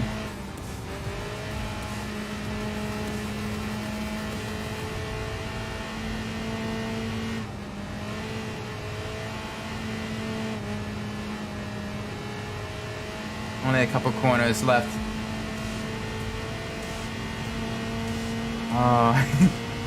That is one of the downsides of this game, though. Is tracks like this, it's very much reliant on vehicle performance. There isn't a whole lot you can do to kind of improve your standings. Just make sure you don't crash off the wall.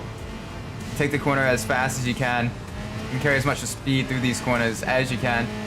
But there really isn't a whole lot of, you know, beating AI that is in faster vehicles than you through this track. I wish they'd have done the Indianapolis road course, or at least a fake version of that, as opposed to just the oval. But no, it is a little bit unfortunate. Oh well, we had a fairly clean race at least, so they'll definitely level up our vehicle, get us some points. Not bad. 30 seconds behind first place though. Mostly clean race, only one collision with another vehicle. And let's see what car we're able to get here. I'm really hoping for that M3 GTR. Beautiful car, one of my favorite generations, the M3. Okay, we're not getting any car then. That's fine, that is perfectly fine. We at least got enough to level up our vehicle.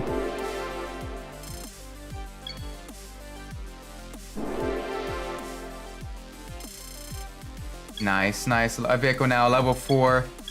Kind of about midway through leveling up this vehicle. Yeah, poor ranking definitely decreased just a little bit. probably do one more race and then we'll call it there since it is now 11. Ooh, that's a wet track. One make race. Ooh. Ooh, and it's a car we haven't gotten yet. One make race at low end steering with the S2000s. Yes, please. Let's do it. Oh, yes. Convertible superiority for the win. Very, very nice. Beautiful cars. All great choices, everybody.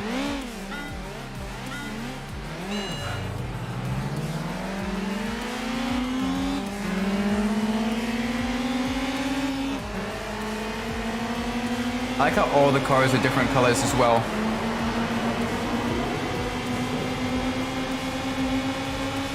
Wow, let's hope they don't come down on me. They came down on me. There wasn't really any place I can go. I was alongside them, and I had the white line just to the left of me. I couldn't really avoid them all that much. The AI, thankfully, is mostly good at, you know, avoiding contact and stuff. But every once in a while, they do make a little bit of a mistake here and there, and contact does happen. Let's make some fast laps through the Lion.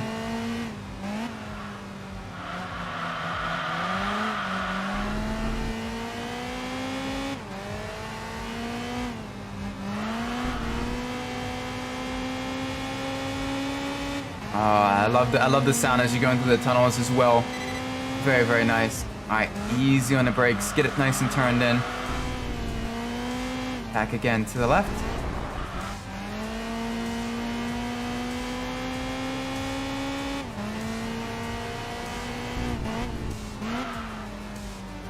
All right, around the front foot of the Lion.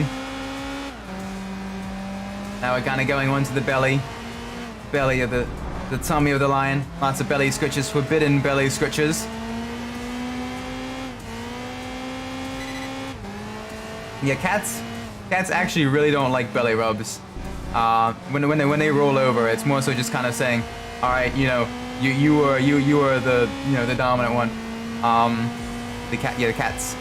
At least my cat doesn't like belly rubs. She loves all the other pets, but not belly rubs. So when she rolls over, it's okay. More pets on the side or more pets on the head. And thankfully though, she's an absolute sweet little bean, little garbanzo. She's a cute little tabby. She's absolutely sweet. She's just sitting there in the corner, just kind of curled up, sleeping. I have to make sure I don't make any too loud or too sudden noises. I don't wanna wake her up. We got her this August at the shelter, and she's been absolutely a great addition to the family. And she's an absolute sweetheart. Very friendly cat. Like most cats, when they go, you know, when strangers come over, they run and hide. They're like, no, I don't know this person. Her, you know, she's, you know, right up. Oh, hi, person, pets, please, meow, brr, brr, pets, meow. And she's adorable, but she definitely craves attention quite a bit.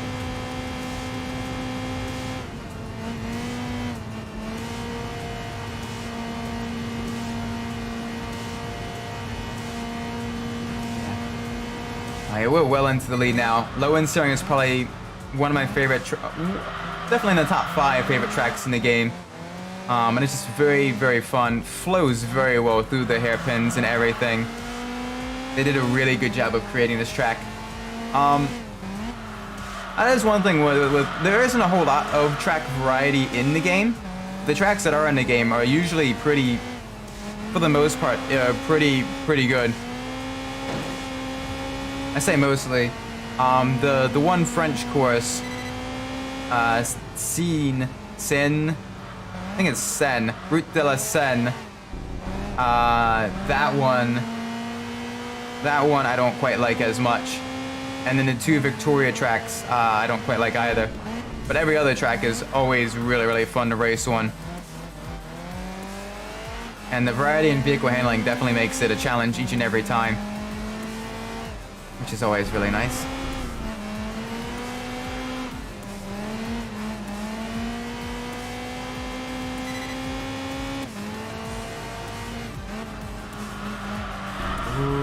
Nice and easy around the tummy corners. The tummy of the lion. Onto the back leg. Oh boy. A little bit of oversteer there. Gotta watch yourselves.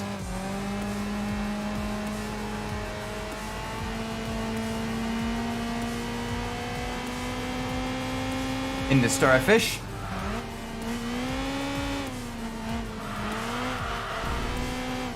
Alright, now onto the tail of the lion.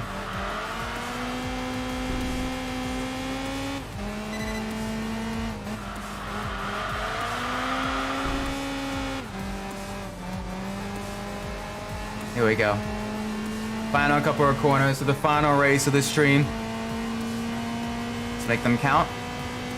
From what it looked like with that car that was silhouetted, it looks like a Honda NSX. Now the question is, what NSX was it? Was it the Type R NSX or the Type S NSX?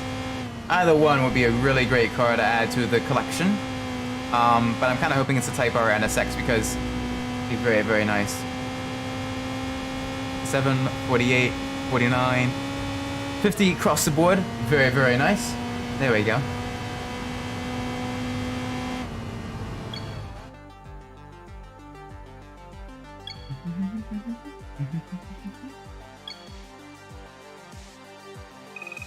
It is a Type S NSX, that's fine.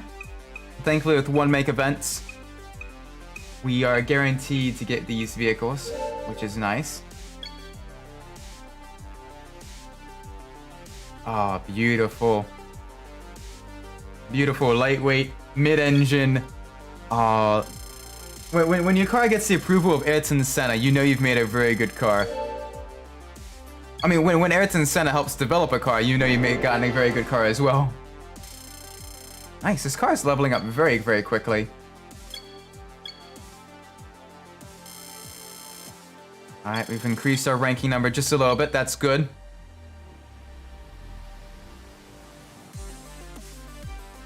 Alright, and there we have it. We're about midway through leveling up our beautiful Honda S2000. Alright, but with that being said though, it is getting a little bit late for me. I'm probably gonna call the stream here. Thank you all again, so much for watching. I do appreciate you all for stopping by, giving me someone to talk to, and everything. I do very much appreciate it. If you did enjoy the stream, do be sure to leave a like, subscribe, all that fun stuff. Let me know what I'm doing well. Thanks, Sprockets. I do appreciate that. Thanks for stopping by again as well. But if I'm doing terribly, do let me know as well. Leave a dislike. Let me know what I'm doing wrong, so I can definitely fix that in the future. Anything from audio issues or, hey, you're a terrible driver. I'll definitely try to improve. Some things are much more easily improved than other things. The audio issues are very easily improved. My driving ability, less so, but I can definitely focus on improving that as well. Thanks. Thank you so much. Regardless, thank you all again so much for watching. I've been Isaac Umbras. Wherever you're on the world, whatever time of day it is, may be a great time for you. And I will see you all in the next stream. Take care. Bye.